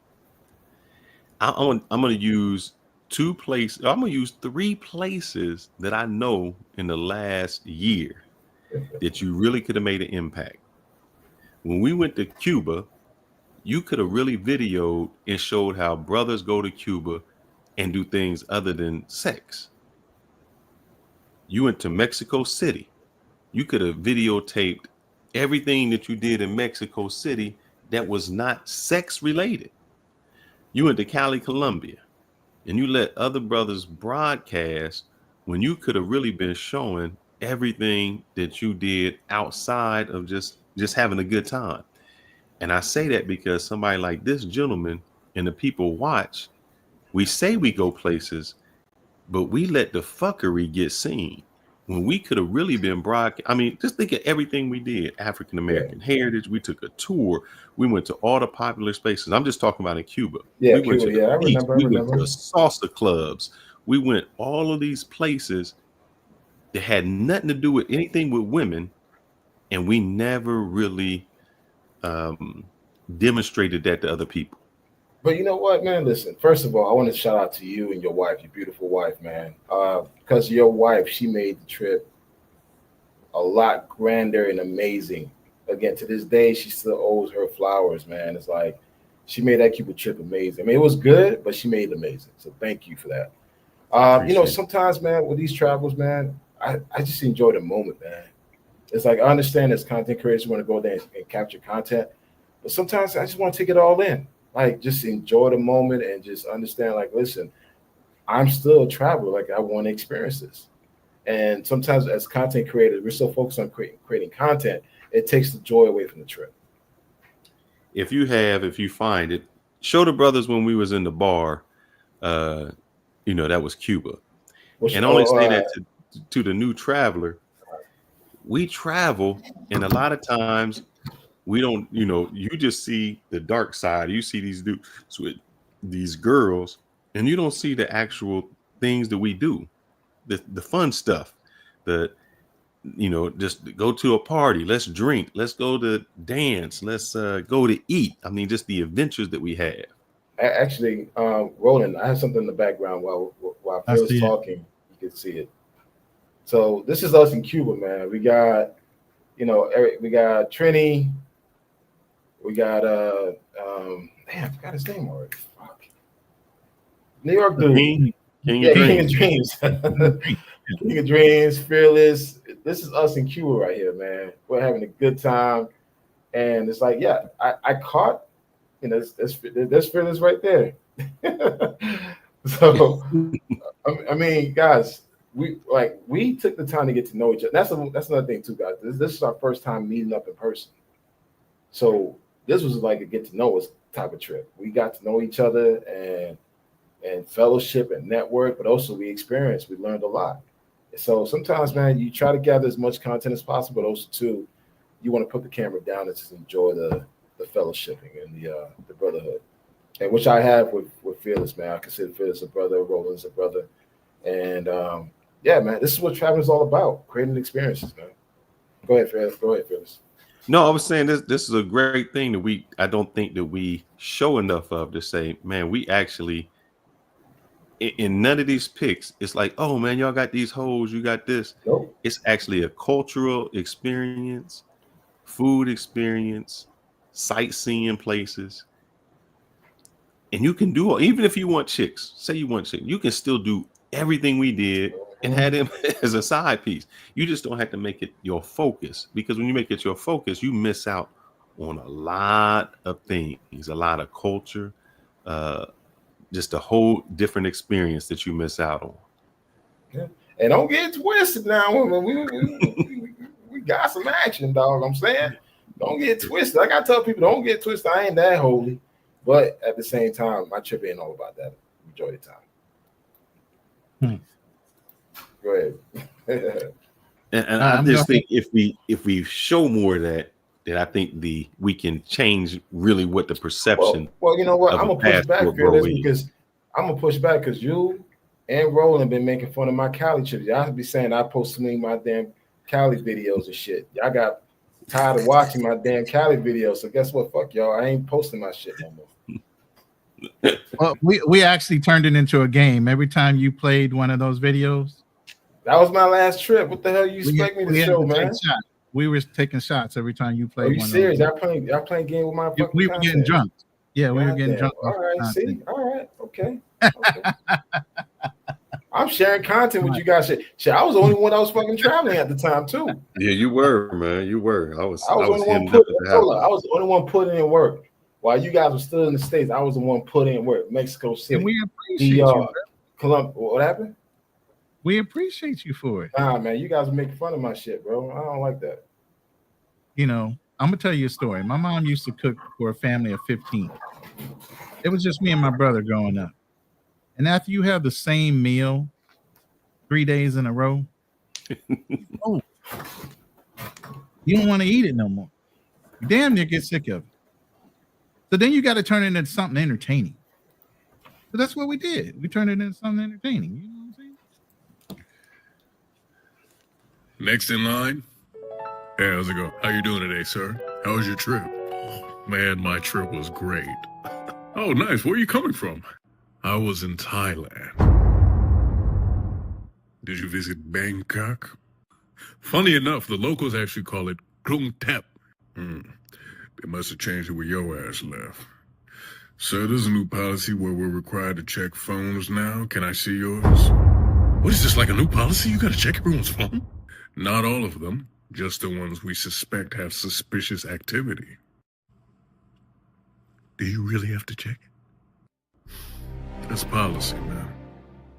What's on there, man? I don't want to say. You gonna make me have to go through this? I'm sorry. Take my job. Make that mess. You did, King. I made that mess. Yes, King. Can I pass? You want to deport yourself? Or yeah, you right. You know, I'm gonna do that.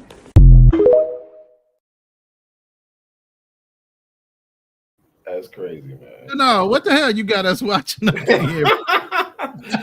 No, okay. The whole this is just as bad as the prostate conversation, bro. What's going on up in here? The whole premise of this, guys, be careful what you have on your phone because now they are checking people's phone. What I normally do when I fly in back in the States, man, I always power off my phone. I power off my phone and I put it deep in my bag and say, listen, they can't make you turn your phone on. So like as long as your phone is off, they could turn it on, but you can refuse not to put the password in. So that's just a trick for any guys coming back in the country. You got some fuck shit on your phone. Be careful because they are checking people's phone if your phone is on. That's why I always tell people to power off their phones. Another thing is, just so y'all know, fingerprints and facial recognition they can get. They don't have to compel you. A password, you cannot get somebody's password. Yep. So you can always say, I don't know what it is. Yep. But that's why they got the cloud, brothers. They got the cloud. Just get it off your phone. Put that on the cloud. The thing is, you got to guess the right finger. I ain't just going to tell you what finger I use. And it ain't the normal goddamn finger. And that's why I tell guys all the time, man, like whenever you go through customs, when you come back to the States through TSA, power off your phone. And also too, guys, listen, man, like Phyllis mentioned, you got the cloud already. Make sure you upload your picture to the cloud and delete the pictures off your phone.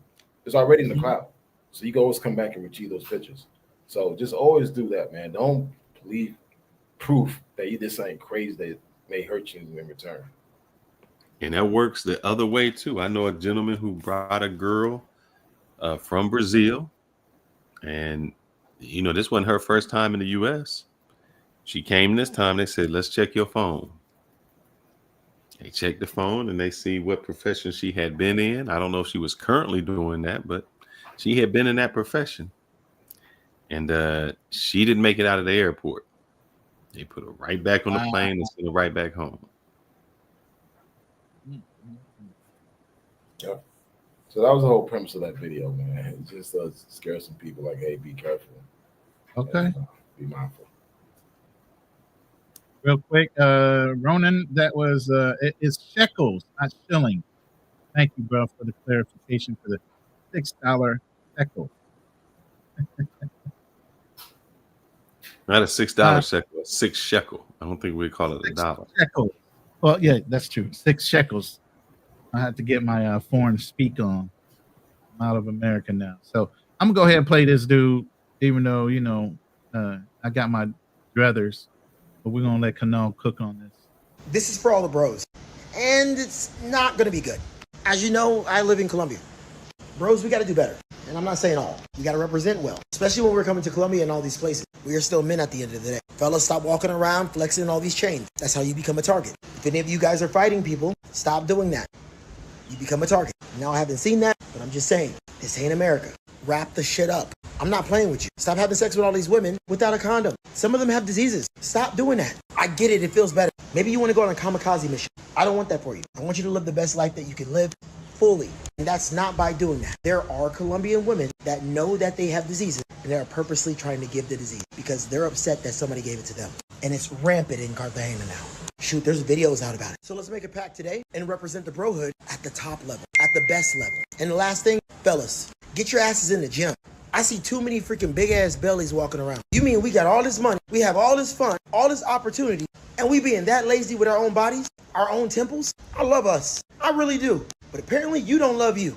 Shoot, I had to lose over 70 pounds myself because I stopped looking at myself in the mirror. Now when I walk down the street, I feel good, my pockets are good, my life is good. And I want you guys to feel the exact same way every day. Let's get it, bros.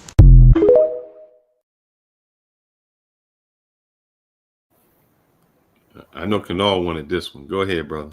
No. I mean, where is the lie? Where is the lie in all this? I mean, all I know is I'm on a WhatsApp group. I think you got me on that. Yeah, it's my group. No, not that. The Thailand Talibans or something. Oh, okay. Bruh. Raw Dog City. Oh no. I mean, they showing it Raw Dog. That's not my group. And I'm like, bruh. That's not my group. Yeah, that's a group. When I went to Thailand, one of y'all put me in. It was like, oh, this y'all need to meet these dudes. Bruh, that's all they showing. And I'm like, y'all just passing them around? All y'all raw dogging? I couldn't understand it. I think I sent y'all a video on that. Like, man, is this the new thing? Have I been left out? What are they doing over there?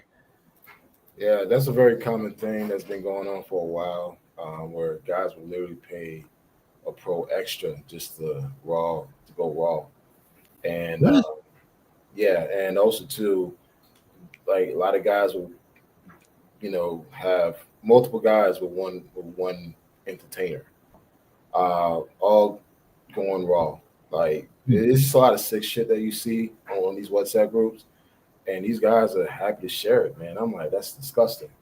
But that's some of the sad things that's happening. And it's just like, and that's why, guys, you got to be careful who you associate yourself with, man, because you don't want your face in one of those videos, man. And these guys are literally showing their faces doing stupid shit, not understanding like, yo, this shit could come back and haunt you.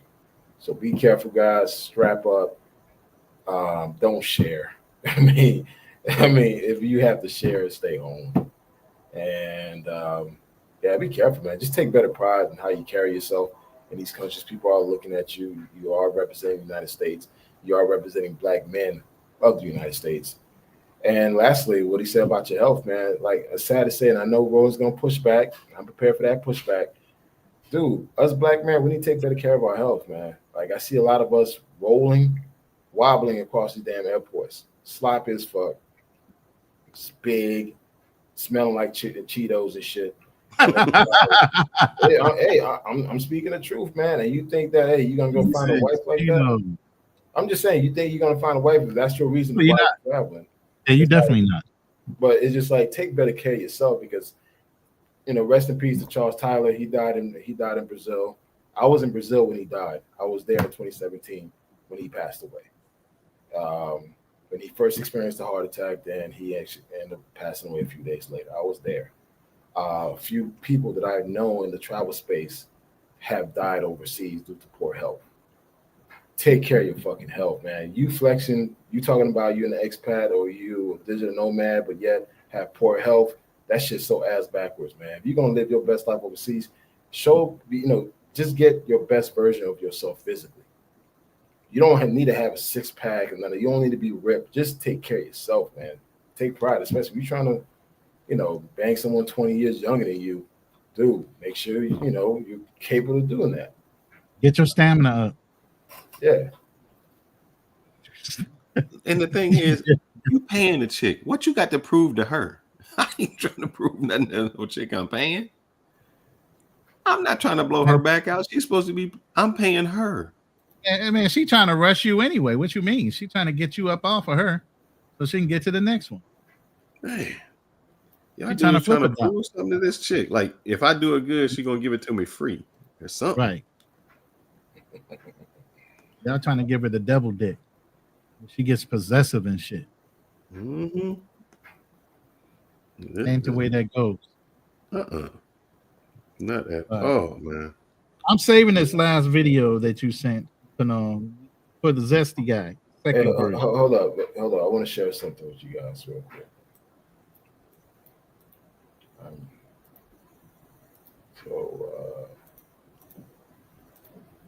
It's in the back screen. All right. Shit. I So ain't got nothing here to we go. drink. So go ahead and take that shot, nigga. I ain't got nothing to drink. I ain't got nothing to drink here. Yeah, that's not my fault. That's on you. Fearless, go take that shot. Go ahead and take that shot. I saw the minute you pulled that out, I'm like, God damn it, he's trying to make us drink. Yeah, go ahead. Yeah, this is the video that they say I show some of, which I have other videos. But this is my last trip, my official last trip. That was last year. I went to the Afro-Colombian Festival. Had a great time. Shout out to Bacchus. Yeah, great time, man. This is our spot we stayed in. We stayed in the cabana.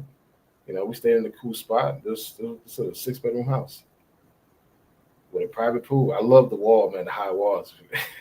Oh, yeah, that's definitely privacy right there. Yeah, man. So, I mean, do whatever the hell you like up in there.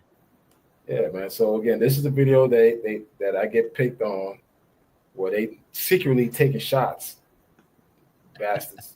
It's like, I didn't even know you guys were doing that shit. So, hey, here's what it is, man.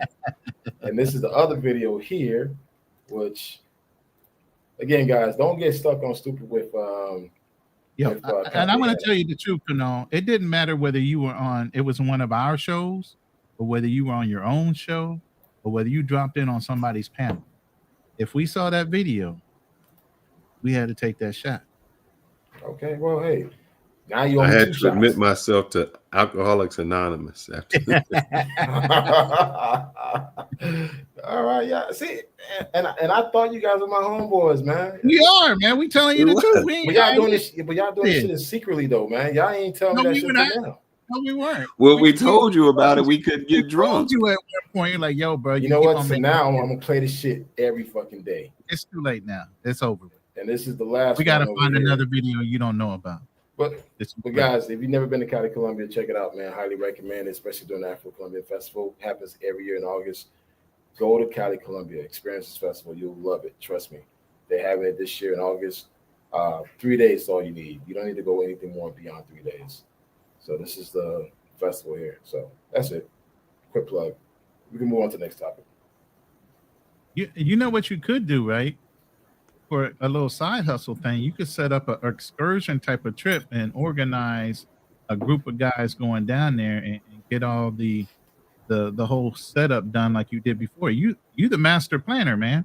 You have itineraries and everything else. By the time you get done, it's all color coordinated with destinations and option twos and shit. The funny thing is, someone actually invited me to go this year, and he will pay for all my expenses. Oh shit! Yeah, he doesn't. I hope it ain't the dude that we about to show. No. Oh, you fucking bastard, dog. Fucking bastard. God damn, boy. Fuck you, Fearless. I just gotta say that shit, man.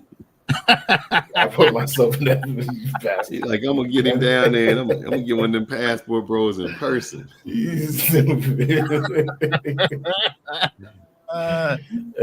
Well, anyway, it's someone that I know. I've been giving him some tests. He's been traveling now, but because he didn't want to go by himself, he said,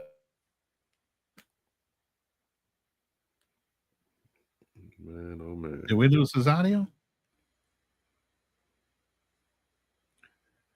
I don't know. While we wait, we're gonna go ahead and play the guy that might have invited him down to Cali." I've been seeing y'all comment this up and down this video, and there's some truth to what y'all saying. I didn't see this firsthand, but I'm gonna tell you what I did see. We took a boat tour ride, and it takes you around different islands around Cartagena, and we went to like 3 or 4 different islands, and the last island was a party island. As you can see, it was an island. It was basically a sandbar in the middle of the ocean, and when we pulled up, I mean, it's boats and boats and boats of passport bros, tourists, or you name it. They is at this sandbar in the ocean. And the tour guide was like, when we get there, we got a table for y'all. We gonna turn up. We got a DJ, da-da-da-da-da. Girl, turn out the tables is sitting in the water. You see them fucking picnic tables in the water. The water is murky. It was a time. When I got off the boat, I just immediately stood in the corner to try to survey what the fuck was going on, because it was so many people on that island. It was so many people in the water. It was so many boats. I just stood in the corner, and when my friend that I met on the tour, she got off the boat behind me. She was like, "Why is you over here standing in the corner with your arms forward?" And I'm like, in my head, I'm like, Y'all know I work in law enforcement, so I survey every scene. When it's bugle people like this, I got to see what the fuck is going on. I got to see what's going on, who is on this island, who is walking behind me. I got to see what the hell is happening. So I get my margaritas, and I'm 3 margaritas in, and I'm having a good time. I done put aside that we got all these people around us. I done put aside that we in this murky water. I done put aside the passport bros is walking around with their One big margarita. bellies out and aluminum chains that's sparkling in the sunlight out. And we getting ready to go because we, now it's time for us to go. And I pay attention. I'm looking across the table, and then I see a group of little girls in the water too, and they just, they huddled around. And I'm in my head, I'm like, that's suspicious, but I'm drunk, so I'm not really paying attention. So one of the little girls catch me looking in their direction, and she spins around. Now all of them got on bathing suits. She spins around. The girls are like they 13, 14, 15 years old. Max 13, 14, 15. The little girl spins around and she has. Okay, I'm gonna go ahead and end that. I don't even want the speculation. Yeah. When he said law enforcement, the only thing that went through my mind was, sir, I gotta pat you down. Spread the position. Assume the position, sir. I mean, is that your friend that wants to take you to Cali, Colombia? No. Okay. But anyway, I set myself up for that shit. So whatever. You know what? Listen, man, he's bullshitting. I think that's all lies. I know exactly where he went to, and they're very thorough. Colombia doesn't play that shit. And for him to say that, make that wrong assumption, is like definitely putting a bad light of black men. Now they position these men as pedos, and it's like, facts. That's disgusting. That's fucking disgusting, man. Okay, cool. I understand you're doing things for clickbait, and you want to get some views or whatever. But you start making some wild assumptions, like really, like, so you travel to go look at other people so you can stay in the cut. So you basically looking for shit. And that's I commented on his TikTok page, man. It's like, yo, that's all lies, because Colombia doesn't play that shit. And for him to say that, and black men are traveling to do that, man, you ain't shit for saying that. Yeah, black dudes, they ain't even their kind of, there's probably some out there, but that's not really their genuine. They're but they travel. Ain't not get down. No. Yeah. Nah, man. Nah, I mean, now do other racist men do that? Fuck yeah, they do that easily. But for him to say that and insinuate that we, men are doing that in Colombia, black men, I mean, dude, he's wrong for that. So now, whenever a man tells someone, I'm going to Cartagena, oh, you're gonna go there do this, it's like, really? Like, yeah, nobody think that's the only time I would even think somebody doing something off, and not even us as a guy's like, I'm going to Thailand. But that matters who says it. But even with Thailand, I know what's that old boy? What's that boy from Atlanta? Damn, I have a short memory today. He always concerned about lady boys in Thailand. I mean, Andrew. Bro, yeah, Andrew. I mean, bro, you got to go to that particular area to find that. They're not walking around so freely as everyone think it is. You literally have to go into that particular red light district on that one street. Aren't they just as heavy in Brazil and Colombia? What? Ladyboys, but there's no, man, no. That's why it kills when people say that, man. I'm like, and the people who saying that never been there. That's the crazy part. Like, if you talk to someone who's been to Brazil, who's been to Thailand, they'll tell you it's not as what people think it is. No, it's the people that never been there always making these crazy accusations. It's like, dude, why are you constantly looking at ladyboy content? Are you? It's like, bro, are you? Because you tend to notice them a lot quicker than people that go there often. Mm-hmm. And then in Thailand, what they will do is, to them they think it's a third gender, so they don't hide it. It's not like, oh, I got to trick you. It's too many guys coming over there looking for that genre, so they don't even. It's like, why trick you? I'm gonna get it. I'm not gonna put my life in danger. And also, too, guys, you have to go to a certain street one particular street or area to find that. That means if you find yourself in that one particular street or area, that means you were looking for it. So And it's that's just the like same in what? if you go to Bogota over there in those areas, they quarter each other off. This is what you don't know over in that man Santa Fe. Everybody got their own little district. In Bogota? Yep. Yeah, I mean they got the Venezuelans, the Colombians, the transsexuals. Everybody has their own block, so to speak. Bogota is a fun area, but I only recommend you go there during the daytime. And once you're done, take your ass out of there. Don't hang out. Don't hang out in the streets. Find that venue. Go straight into that venue, and make sure have the venue call your taxi. Yep. Oh no, I ain't come looking for no little bars. I ain't got no milk, no cookies, nothing. I came looking for man's butt. Woo. Yeah, man. But I mean, this is the stuff that passport bros have to go through now, man. Like now when people, tell people what they're doing. Like for me, I'm not afraid to promote, my Black Man Travels website and what I do, what I travel for, because I have a story to tell. So when I share it, I don't get any backlash. But at the same time, I'm not going to sit there and make you, and just hear crazy accusations, crazy assumptions about certain things that I know that men are not doing. Yeah, I think one thing we have to do then, Kanal, is this.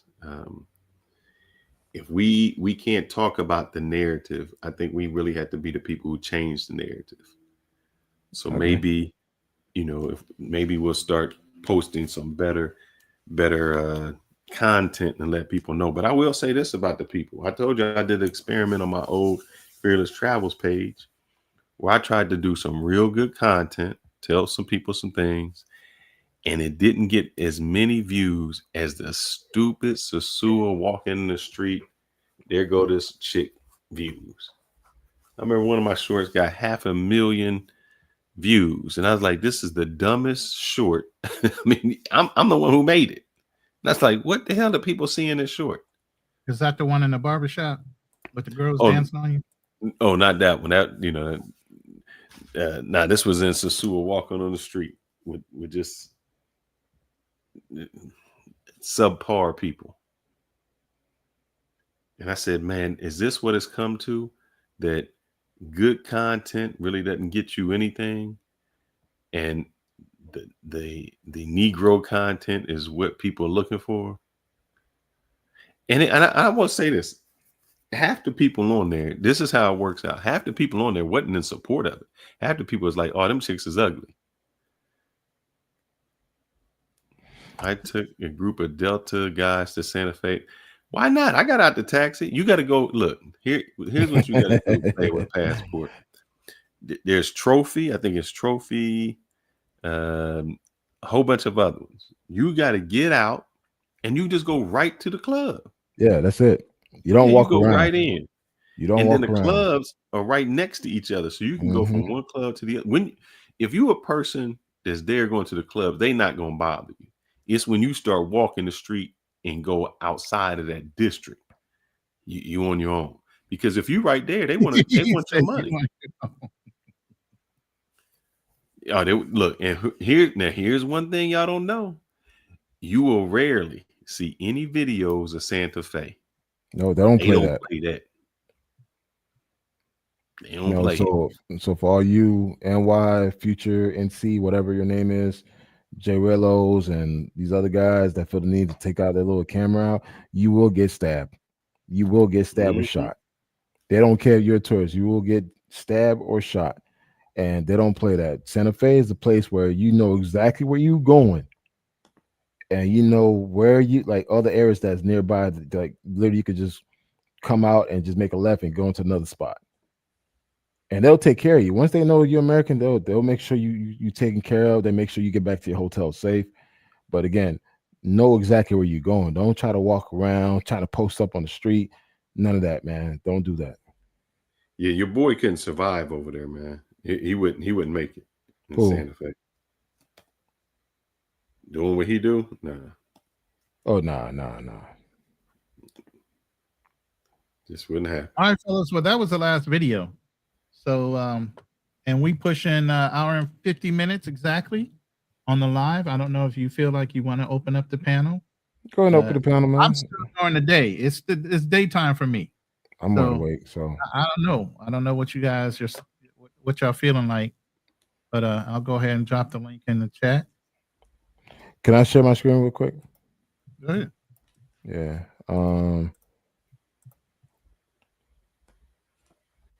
So I'm sharing my screen in the back. Right. And even and to say, even with you, man, you had a video of we talked about Thailand, and it was when like me and my wife went, it was elephants, tigers, like when you went, elephants, tigers, temples. I got like these are my shorts, right? I don't get a lot of views in my shorts because I mean the one I got over 1,000 views was this here.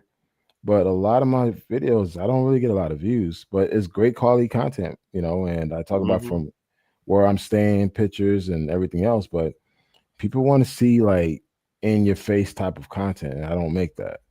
So you got a lot of guys like myself, like Fearless now rolling out there in the Philippines, that's showing you guys the country and the culture and everything else, and the women. If you want to see the women, you could definitely see them, but it's just like people want something that's more in your face. And the crash out type of shit. So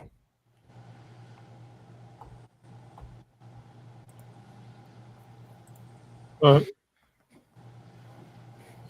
we got passport blueprint. Huh?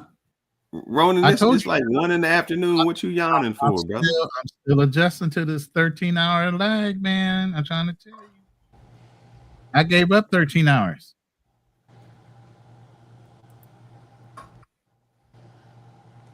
Blueprint, you there? Yeah, I'm here. What you got on the topic of why all the hate towards the passport bros? You have hate towards the passport bros? Not really. I mean, the guys that just go out there and get that, do the adventurous stuff and,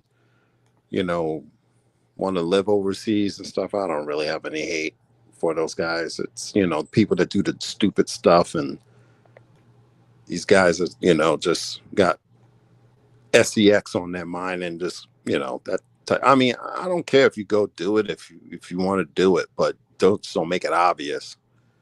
And, but, as far as that knucklehead, that Mr. Zesty and stuff like that, you're sitting over here and claiming you're in law enforcement. You're going down there, a place where a lot of that trafficking and stuff going on. Why are you getting in that mix? That's what I'm saying. Why are you there? You should be far away from that stuff. That's the question. And then especially after last year we lost not only one but 3 Border Patrol agents that got scoped and passed away. Oh wow, I didn't realize that. Yeah, we lost 3 Border Patrol agents that were down there on vacation partying, and they got scoped, and unfortunately all 3 of them didn't make it. So you shouldn't even be like down there trying to play, trying to get, the scoop on passport bros. That shouldn't even be on your radar. I don't even know why he even put that video out there. It's for views. I mean, his stuff went viral, and I actually came across a lot of his content on TikTok, and he does a lot of reviews on 90 Day Fiancés. Yeah. So he's talking about how guys going overseas bringing women that are pros back to the States. Like all the women that guys are marrying are pros. That's the crazy story that he's sharing to his audience, that we going overseas to marry pros and bring them back to the state. Well, that's a racist statement. Man. But guess what? Someone that doesn't know any better, they're gonna eat that up, man. So it's like, it's what it is. Yeah, and that's the problem, because You know, you don't know who these people are. I know a lot of people who are not pros that, you know, they got married to American men that are here. Just regular, you know, citizens and stuff like that. I mean, one thing is I could say, and I admit, like, you know, whenever my wife and I go out grocery shopping or at the park with the kids and everything else, we do get a lot of looks. We do get a lot of looks, and it's just like, especially, you know, from the same people.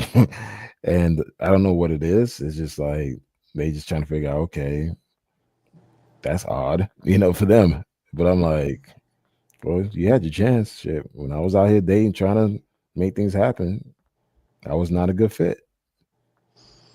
Well, I want to say one thing. I want to give Kanal his flowers, because that whole Mexico City trip that I took, that was like more than what I expected. Yeah. No, no, you don't even realize how more expected that I got, because when I went to Polanco, Yep, I say there. It reminded me so much of Tel Aviv, Israel. The way it was laid out. That's how much it blew my mind. Because if you notice how the streets were that was going from, I believe, east to west, you had the regular street, and then you had this big tree-lined sidewalk. Yeah, sidewalk. You can walk in the middle. Yeah, in the middle, and then you had the other street going the opposite. That's how Tel Aviv was like. And it brought me so many memories. And plus, there's our Israelis that live there. It just reminded me so much of being back in Israel. I was just like, wow. It just really just took me back so much. And, you know, and it was just like super, super friendly people. Very, very accommodating. I had such a wonderful time being out there. And that's what traveling should be about. It's the experience. And I had such a wonderful experience just being out in Mexico City. I mostly stayed in Polanco because I had some business to take care of, which basically right now I am a dual resident of both the United States and Mexico. I have to go back to renew my resident card. And the office that I had to do my stuff at is in Polanco. So, you know, it was just a wonderful experience just walking around there. People were so chill, and, you know, it was just a great experience. And that's what traveling is about. It's not about women. It's about the experience.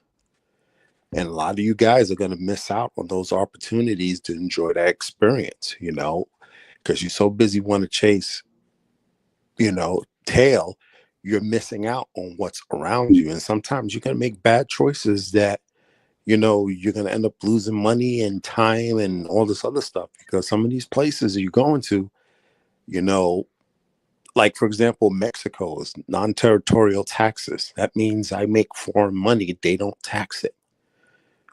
You guys want to go rush over to Brazil, they'll tax your foreign dollars. You know, you're not even thinking about things like that. You're not thinking about, you know, what is the social situations in these countries? You know, am I going to be treated fairly? You're not thinking about, you know, the cost of living increases because of gentrification and things like that. Or can you get a job, a regular job, working in these countries, making their money? You're not thinking about those things because you're too busy thinking about women. And that's going to be your downfall when you go to these countries. Go there, enjoy the experience, and do your research and do your homework and enjoy life and be part of that community and understand it. You know, just like when I went to Mexico City, it was just so accommodating to me. It was just, it captured me. I just loved it.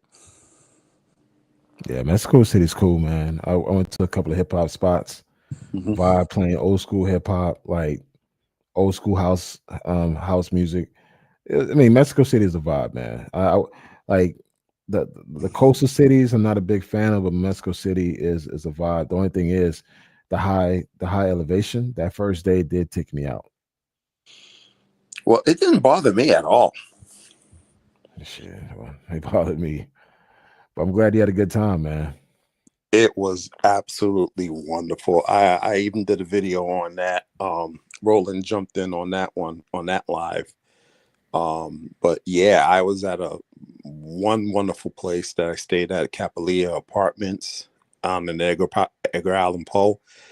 Beautiful apartment. Oh my God, it was so beautiful and inexpensive too. I think I paid a little over $400 for 4 days. That's not bad. That's good. Yeah, it was just a wonderful experience. The mall, that expensive ass mall across the street, had some great. Actually, I met up with Pablo Frescobar. He was there, visiting. Okay. Yeah, we chopped it up and we talked and stuff. We had lunch and he enjoyed it. He was like, "God, I gotta spend some more time in Mexico City and stuff." He liked it. So it really, wore off on him as well. And he, you had a Rodeo Drive with all these high-end stores and stuff. It was just, it took me by surprise. I really enjoyed myself, and I'm gonna plan on going back there soon. Okay, cool, man. But these people don't know nothing about this whole passport bro thing, and they, you just stop hating on it, because it's like, why you hating on something that you have known nothing about, or like you said, guys get mad because they can't get hoes in the state. Well, we're not going after hoes, we're going after women. These people need to stop it. But the crazy part is like, okay, isn't that a good thing for you? I mean, you have a whole lot more to pick from. Exactly. If I choose not to compete, that means you're winning. So why do you need me to play in the game if I don't want to play? And you got the whole tips, you got the whole damn scoreboard. I don't know. It's a lot. People just like drama. They just like to create drama. They want to belittle everybody because we don't have to go overseas. It's just like, we're tired of searching for what we see here. And it's like, we're going overseas. And sometimes it's not even better overseas, because sometimes they get that same mentality over there as well. Yeah, a lot of do get that same mentality. But at the same time, it's like, how much are you willing to invest in your experience? If you go there not doing your research, not understanding or trying to learn and assimilate to the culture and way of life, then yeah, it's going to be shitty experience like most people. Yeah. I can tell you, when I went to Brazil, me and Average Man Unplugged, shout out to him, we kind of felt lost because we didn't really know the language. And if we knew the language a lot better, I think our time would have been a little bit more better. I mean, we had a great time, but I think we came out of that trip saying that, if we learned the language, it would be a lot better. My pushback on that, learn the language, like how much time do you need to learn the language? I think it more of just a straight basic, nothing high end, nothing, Let me tell you this. I went there the first time. All I knew was abogado. That's all I knew. Mm-hmm. Everything else, I spoke English. And actually, me speaking English, I was single at the time. For anyone who want to say anything, I was single at the time. That got me more ass because I was speaking English. I spoke English wherever I went. I tried to, I used some Spanish here and there, but I didn't know a lick of Portuguese. And I still had a great time. Mm-hmm. I still hit up all the damn rooftop parties. I hit up the fellas. Well, I mean, the safe ones. I did the samba schools. I did everything I wanted to do. I had a great time while still meeting people. So sometimes people say you got to know the language. Like, how much of the language you need to know? No, especially some more of a survival type of stuff. Nothing. But if you're just there for a week, how much language are you gonna know by then? Like, my thing is use the same common sense and smarts that you have that you apply in the States, take it overseas with you. Now the thing is, just be smart how you move. Smile, be cordial, be nice, and don't go to places where you're not supposed to go. Mm-hmm. That's it. But I mean, I had a few, like, I don't know no Portuguese at all. And I've been to Sao Paulo, I've been to Bahia, and I've been to Rio plenty of times. and I still had a great time. I didn't have a hard time meeting people. It's just, again, I just kind of carry a pleasant personality. Like, hey, listen, I want to have fun. Of course, Google Translate here and there, but when you try to make an effort that you want to learn, that's cool. But don't wait until you know the language for you to go travel to a place. Just know a couple of words, like the very basics. Go out there, experience it for a week. Now, if you feel like you want to come back, yeah, go ahead and take classes. Yeah, and that's what we kind of were at and stuff like that. But we just kind of felt we should have learned more. But we still had a great time. I mean, we didn't say we had a lousy time. We enjoyed ourselves. We loved it. Oh my God, the baddies were just gorgeous down there. And you can't go to that place with a fat belly and stuff like that. You really got to put yourself in shape. You got to be healthy, and that's another thing. You got to put your health first. And one thing people don't want to admit, Latin America is very vain. Oh yeah, it is. So when people say like, just come as you are, bullshit. Like, take pride in how you look, because Latin America, they do care and how you look, how you smell, how you dress. They care about that. So even in Africa, when I was in South Africa, same thing. They care about how you smell, how you look, how you present yourself. If you go in there wearing socks and sandals with some jersey shorts, though, that's not gonna do anything for you. Now you could go to the 4x4s, the Mavs, the Dolce Vito. Yeah, those are all pros. But if you're trying to go where the locals are, where you can meet everyday people, you got to look presentable. But also, too, it all depends what type of class you want to be in. You want to be more the lower tier people, middle class people, upper class. All that shit changes, because like you party in Copacabana is completely different when you go to Baja Tijuca. Baja Tijuca, that's where the money is. Oh yeah. So it's like those are things that people need to take into consideration, man. It's like you can't just show up and think that, oh, girls are gonna fall on their knees and worship you. That bullshit story that dudes used to say a lot. That's all bullshit, man. I mean, Brazil is so vast, man. It's like I've been to Brazil 7 times, but I only been to Rio and Sao Paulo. That's the first place I've been to. What I'm saying is, I'm trying to. Is it me or is he cutting out some? You're cutting out a little bit more. Oh, cutting out. Can you hear me now? That's a lot better. That's a lot better. Yeah. Okay.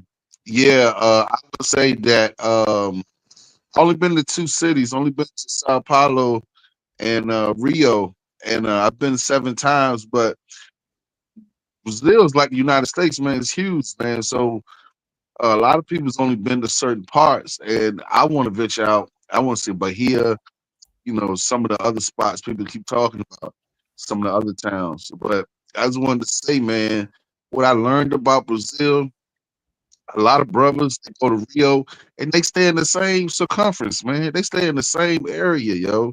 They don't really venture out like that. Because Rio is vast, too. Rio is huge, too. So it's like, it's so many parts that Rio, every time I go to Rio, man, there's some parts I ain't been to. And it's just like, yo, and I've been to Rio 7 times. And it's just like, yo, I mean, all I'm saying is you got to get out. It's like the United States, man. It's big. So just because you've been to Brazil don't mean you go Brazil. You know what I'm saying? I want to go to South Africa because I'm hearing a lot about South Africa. So I definitely want to hit up South Africa, though.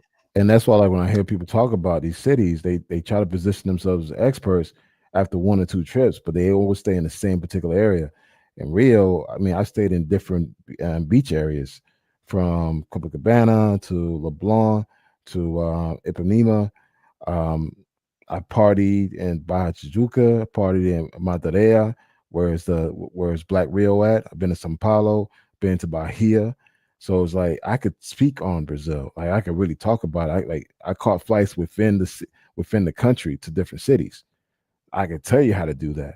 But when you hear people that talk about Brazil, like they speak it as they've been across the entire country when they just only been to like one city block. And most guys that go to Brazil, they go to Copacabana, and they normally stay by Mavs or the Dolce Vita area, and that's it. Postal 5 area. No, that's true. A lot of brothers I know, they stay in the What the hell is up with Postal 5, man? Why is that like the ghetto? I'm sorry. This is the spot that a lot of the guys were going there, and they always promoted that area because that's where all the pros are. So But there's other pros throughout. But Post 5 is like the hood of Copacabana. I mean, the it one is. spot. It is. That's what 50 yards square, 50 square yards. It's the hood. But they don't it's know, homeless like, people up in that area.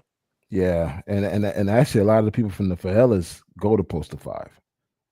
So not knowing that, hey, if you could go to Reggae Beach, like Reggae Beach is right across by Mabs, but they don't know about that. I mean, not Reggae Beach, Rasta Beach, and it's like, dude, that's a whole different vibe. You could go to Baja de Juca, it's a whole different vibe. So it's like there's so many different places you could go in Rio. They can have a good time. Then of course, if you want, there's other smaller beach cities you could visit. Bahia, that's Black Brazil, which I prefer. But again, you don't hear brothers talk about Bahia. They just talk about Rio. Yeah, I stayed in Barra Tijuca. My first trip, I went to Barra Tijuca. That joint's like middle class, yo. That's like middle class neighborhood. That's the thing about Brazil. It's a nice neighborhood, Barra Tijuca. Very nice and quiet. That's why I stayed at, because I wanted to go some quiet, nice little area. You know what I'm saying? That joint was peaceful, man. I was Barra Tijuca. That's where the people work every day, got money, yeah. Gated community. Stay there. Yeah, and it's like if you in Rio, go to Madeira. That's where all the that's another area where all the blacks, Brazilians stay. It's an area called Rio Black Rio, Casa Rio Black. You go there. Outside is a block festival they have every Saturdays where they do their line dances. Dude, you out there, man, you blend in. They think you're Brazilian because everyone looks just like you. Say the name of that spot again. Madeira. Maybe I'm pronouncing it wrong. Madeira. It's just Google it. Just try to spell it as you best you can. Madeira is an area called Casa Black Rio. It's like a little small spot, but man, Yeah, I've never been there, bro. Yeah. See what I'm saying? I've never been there. And I've been there 7 times. Well, I mean, the thing is, like, at the end of the day, like I see how Roland moves. He not Roland, Fearless move. He and I kind of travel the same way. I'm more the explorer type. I don't like to stay in one place. Like, I gotta see what's out there. So I'll literally do a damn Google Maps, try to figure out where all the spots are, where I could go, and that's how I find spots. So I go places where a lot of guys won't go because they're not researching, but I am. I like Lapa too. Lapa's pretty crowded too. Yeah. Yeah, I found out about Black Man Travels. You told me about Santa Fe. Yeah. I didn't know Santa Fe was in Sosua, and that's why I went there. I was like, I'm gonna head out. I looked at it. I was like, man, I had been there and never knew that Santa Fe was there. And I think Santa Fe, 9% the beach resort area, Santa Fe. Yes, in Sosua. In Sosua. A lot of guys don't even know about that spot. And it's done by baddies over there. But dude, see, wait. I thought we were traveling for culture. How did we switch over to the baddies? No. Santa Fe is a spot you could go. You could take your family there and have a great time. But the thing is, when people think of Sosua, they only think of one thing, not knowing that Sosua has so much more to offer. But the fact that guys don't explore beyond that city block, they will never see that.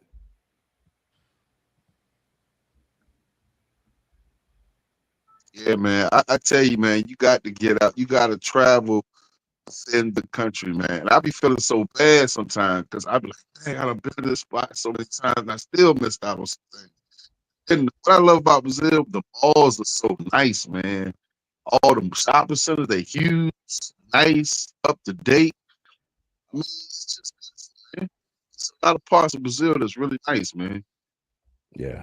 That's the parts I go to, But then I was hanging with this one dude.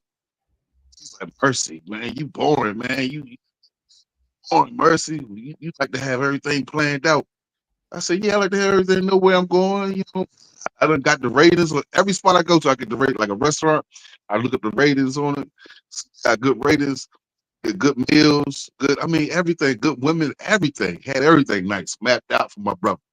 Brother talking about, oh man, we got women and all this, man, but we got to hit the street, Mercy. Come on, we got to hit the street. I'm like, hit the street, bro. Nah, bro. I ain't doing that dumb shit. Hit the streets. I already know where I'm going. Every trip, and Fearless could tell you, I got my trip planned by day, each day by the hour. I know where I'm going. Option, plan A and plan B. I already know what restaurants I want to go to, what rooftop lounges I want to go to, what tourist spots I want to go to, all the nightclubs, everything. I already know that shits are fully mapped out. Now, while I'm there, I'll still ask around to get some more ideas. But we're not walking these streets. I ain't doing that. I'm too old for that shit. I'm serious. Like, dudes just want to walk around. Like, okay, where? That's how dudes get robbed. Like, you just gonna walk around? Like, where we going? We're just gonna walk. Like, okay, I'm gonna take my ass back inside the house and plan this shit out more thoroughly. Yeah, let me tell you, if you need a daily event schedule, he had it mapped. Like 12 o'clock would be in the African main place. At 10, we going here. It was so you knew when you looked at it that day, like what's on your agenda. Yeah. And it just made it easier because it's like maybe you might stray from it or you can roll, but you knew like, oh, okay. Every day I got something planned that has culture, has food, it has everything that you want in it. Yeah. Like even at nighttime, like we already knew what spots we were going to. Like when we did it in Cuba, when we went to that spot, that museum spot, that big ass warehouse. So I mean, we already knew what we were going to. We already knew things we wanted to do, and that's where it's supposed to be. If you really want to have effective experience, plan your trip out. Do your research, man. Like before you take this trip, sit down, Google Map, read reviews, find spots, man. Because again, you may find a cool spot that's right next to your apartment, but the fact that you didn't do your research, you missed out on it. I like going to some of the massage parlors, bro. I read the reviews on them. Bro, I'm telling you, I don't play. And I was like, dude, I ratings everything we talking about, bro. And I'm like, hit the street, Mercy. We gotta hit the street. Hit the street. Man, we got everything we need up in this joint. Everything. But dude branched off. I mean, he cool. He was married and everything. He had a wife back at home. And that's the thing too, guys. Be careful when you travel with married dudes. They tend to be the most thirstiest niggas out there. They're more thirsty than the single dudes. Based on my experience, what I've noticed, like, hey, especially a married dude ain't used to getting no ass, dude, he tend to be super aggressive, super thirsty, just super of everything. And that's something I've noticed with a lot of married guys when they do travel. It's just like they just so overly anxious to do something. And I'm like, bro, take it easy. Next you know, they get caught up. It seems like the married dudes, like, man, y'all married, man, like y'all banging more women than I'm banging, man. I'm just like, man, they be all out, bro. All kind of money. I be like, dang, go on, bro. You really gotta spend all that money like that? They be having fun. I just be like, because they look at it like I can only I got this much time and I got to do everything I can in this time because my wife ain't letting me out the house no more. Yeah, that's why I love solo traveling. I love it. I don't have to worry about nobody, waiting on nobody, and such ain't got no more money, and all this other BS. So I solo travel a lot. My thing is this, man. I'm a huge solo traveler as well, but also too, I like traveling with like-minded brothers. So find a group of guys that think and move the way you do. That's only gonna work. If you travel with someone that's complete opposite of you, it's not gonna work. Yeah, that's why I did that broadcast with Average Man Unplugged, because we're kind of like-minded, and like I said, we had a great time when we was in Brazil. It was a great broadcast that we had, and we did a lot of great things, and it was just fun. We just had a blast over there. Yeah. I don't know. Have y'all seen it? It's a little commercial. I think I've seen it on YouTube, TikTok, and the guys are sitting at the table and they're like, "Oh, you just went to Colombia." They're talking about what he wants to do, and they said, "Well, what did you do?" He's like, "Oh, we just went these places." And he's like, "Well, did you like the food?" He's like, "I don't really remember." He's like, "Do you like the all these questions about Colombia?" He's like, "Yeah, I never went there." He's like, "But I loved it." Yeah. And that's kind of how the guys are. They never went anywhere, but they love it. So it's crazy. Is it Roland sleeping? No, I'm not asleep. It's the middle of the day there. I don't know what he talking about. Man. Or your computer screen's frozen. My screen ain't frozen. Y'all can't hear me? No, we can hear you, but you looking like you sleep over there. No, I ain't sleep. You ain't moved for 5 minutes, brother. All I'm saying is I had there breakfast you this go. morning. So, I got a little bit of Sunday-itis. You get what I'm saying? Yeah. That's it, man. I mean, it's been a good topic, man. Does anyone else want to come up or have any other questions? Well, happy Mother's Day to you guys. If not, happy Mother's Day to all you guys that still have the blessing of your mother's presence. It is a blessing, to still have your mother on this earth. So, hopefully you guys are calling them up and thanking them for your presence being on this planet. Yeah.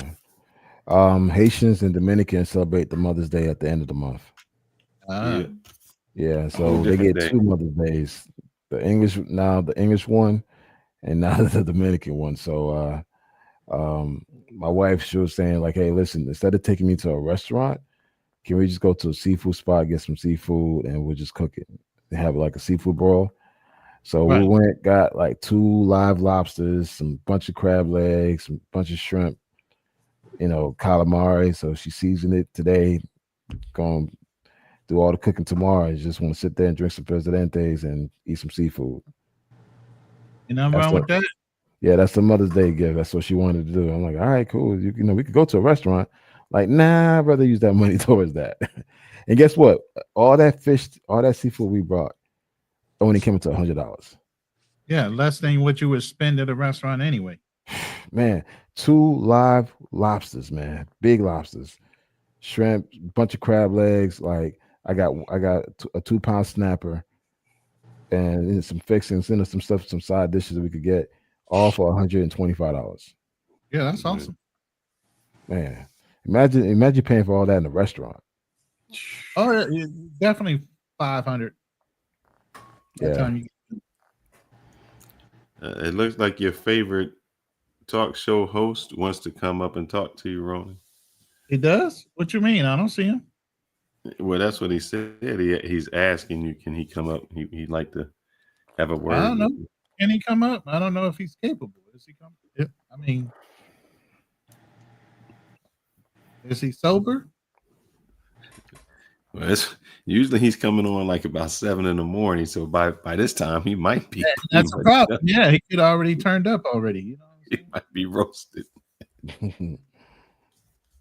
All right, man. I mean, if y'all got time, he got times. I'm not. But my thing is, it's like what 12 something, 1 o'clock in the morning there for you. It's 2 o'clock here for me. Yeah. So Richard, come up next Thursday. I ain't got nothing but time. It's only whatever time here. Yeah, y'all in your same time over there. Yeah, it's 2:07. Yeah, it's 2:07. Well, I mean, if you could keep the live going, then you can entertain them. I'll probably jump off. I'm not trying to entertain nobody right now. Yeah, man. But it was a great topic, man. It's like, again, to BMT live, man, bro. Hey, whenever you want to do it one-on-one, I'm more than happy to do it, man. So, like I said, I'm not a passport bro hater. I was just a critical. Yeah, you actually defended him today, real strong too. He came in and said y'all have beef that y'all still need to get off your chest. Nah, I'm good, man. Shit, I ain't got no. That's the thing. Is like I ain't got beef with nobody. Like, what for? Like I never met your ass. It's like we're at different stages. Especially now, I'm in a different stage of my life, man. It's like ain't that serious. Right. What was that? Passport Blueprint that just dropped out? Yeah. Mm-hmm. All right, fellas, you guys want to close it down? We got an exit video. No, I mean, I can show my Colombian videos. I get a shot off of that. I don't have no shots, so I don't have any alcohol in the condo right Now, well, I mean, my thing is this, man. I think, for all the haters out there, I mean, if you don't care about us, you consider us as bottom feeders, lames, losers, and and all the above. Why do you care what we do overseas? Why do you care that we're leaving and exploring other options? Why do you care that we refuse to partake in the fuck shit that's here? Why do you care? If anything, you should be happy because that's better competition for you. I mean, that's no competition for you. And for the guys who are traveling, man, just do better, man. It's like there's ways you could actually conduct yourself, do your research, plan accordingly, and just represent us, make better choices, man. And that's it for me. Fearless? And I promise y'all, when I get a little more time, I'm gonna start back on some vacation videos, and we're gonna do it right this time. I don't hate. I think it's evolved, and I hope that it continues to evolve as young men get accustomed to try. I think there was just a spurt of about 2 or 3 years where people were not accustomed to traveling, and they just went straight, kids and candy stores. I think once that has settled down, that real traveling and traveling for a purpose of taking over. So that's what I like. We just evolved. Yep. Okay. All right, I guess that's the last word. No, I've always said it. I've said it plenty of times and plenty of panels. As we age, we should be evolving. You should not be doing the same thing. I was just on another panel last week talking about at 58 years old, I shouldn't be hanging out in a motherfucking club. I should already have some kind of developed circle or a way to develop a circle. I'm not talking about, a nice, like, easy listening club or something like that where you're at a cigar bar or something, having a drink, Vassier or something, a cigar, that type of club, fine. But I shouldn't be in a club, music all up, certain age group in the room. I'm looking a little weird in that situation to me. Young guys are aging into this game. Young guys are aging into wanting to travel because they still have the same experience here in the United States and other countries where westernized women have a certain opinion about who they do and don't want to date. So us guys as older guys should be mentoring them in those ways of how they should travel, their thought process, and how to assess certain things when it comes to risk management while they're traveling abroad. Those are the type of messages as we get older, we should be teaching the young guys. So kudos to the Passport Bros and Aaron for teaching these guys how to transition from what the projected Passport Bro mentality was to something better, and I hope he continues to encourage that that within his own group that he runs. But why all the hate is because people are bored. They don't have nothing else to do. They're trapped in the United States. They're trapped in their own little mind box, and whatever society dictates to them, they want to stay in that box. The whole thing about a Passport Bro is you're thinking outside the box when you're willing to step outside your country. And that's the best way to grow. The more you travel outside the country, the more you're going to have a better appreciation for the country that you came from. And the smarter you get because you understand other cultures are out there and you're getting a lot wiser. So haters going to hate. You got to run your life the way you run your life. You can't worry about what everybody else's opinion is because as they say, opinions are like assholes. Everybody got one. But ain't nobody putting in on your life. You know, so get out there, go see the world, experience what you want to experience, and conduct yourself as a competent, intelligent young men, or men, period, depending on how old you are. You ain't got to get out there and shuck and jive, peacock for the fucking crowd, poke your chest out and do all this other bullshit. Just act like you've been there before. All right? That's all I got. Yeah. All right, fellas, man. Hey, it was a good night, man. Happy Mother's Day to all the ladies out there. And guys, have a good night. Or for Rolling, man, you start your day. You got a long day ahead of you. Yeah, I already did a lot of work. You got me hustling this morning. All right, fellas, man. You guys have a good night. All right, brothers. Y'all have a good night. Yeah, my day is still going. Who's pushing the button? I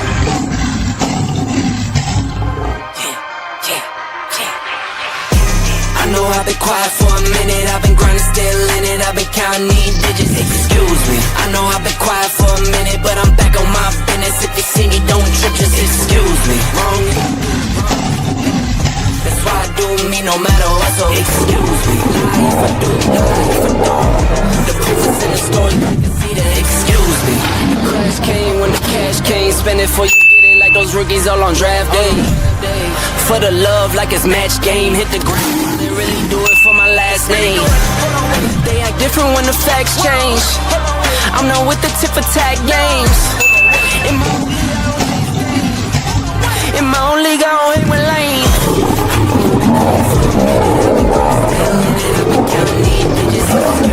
I know I've been quiet for a minute, but I'm back on my business. If you see me, don't trip, just excuse me. Wrong if I do, wrong if I don't. That's why I do me no matter what, so excuse me. Lie if I do, lie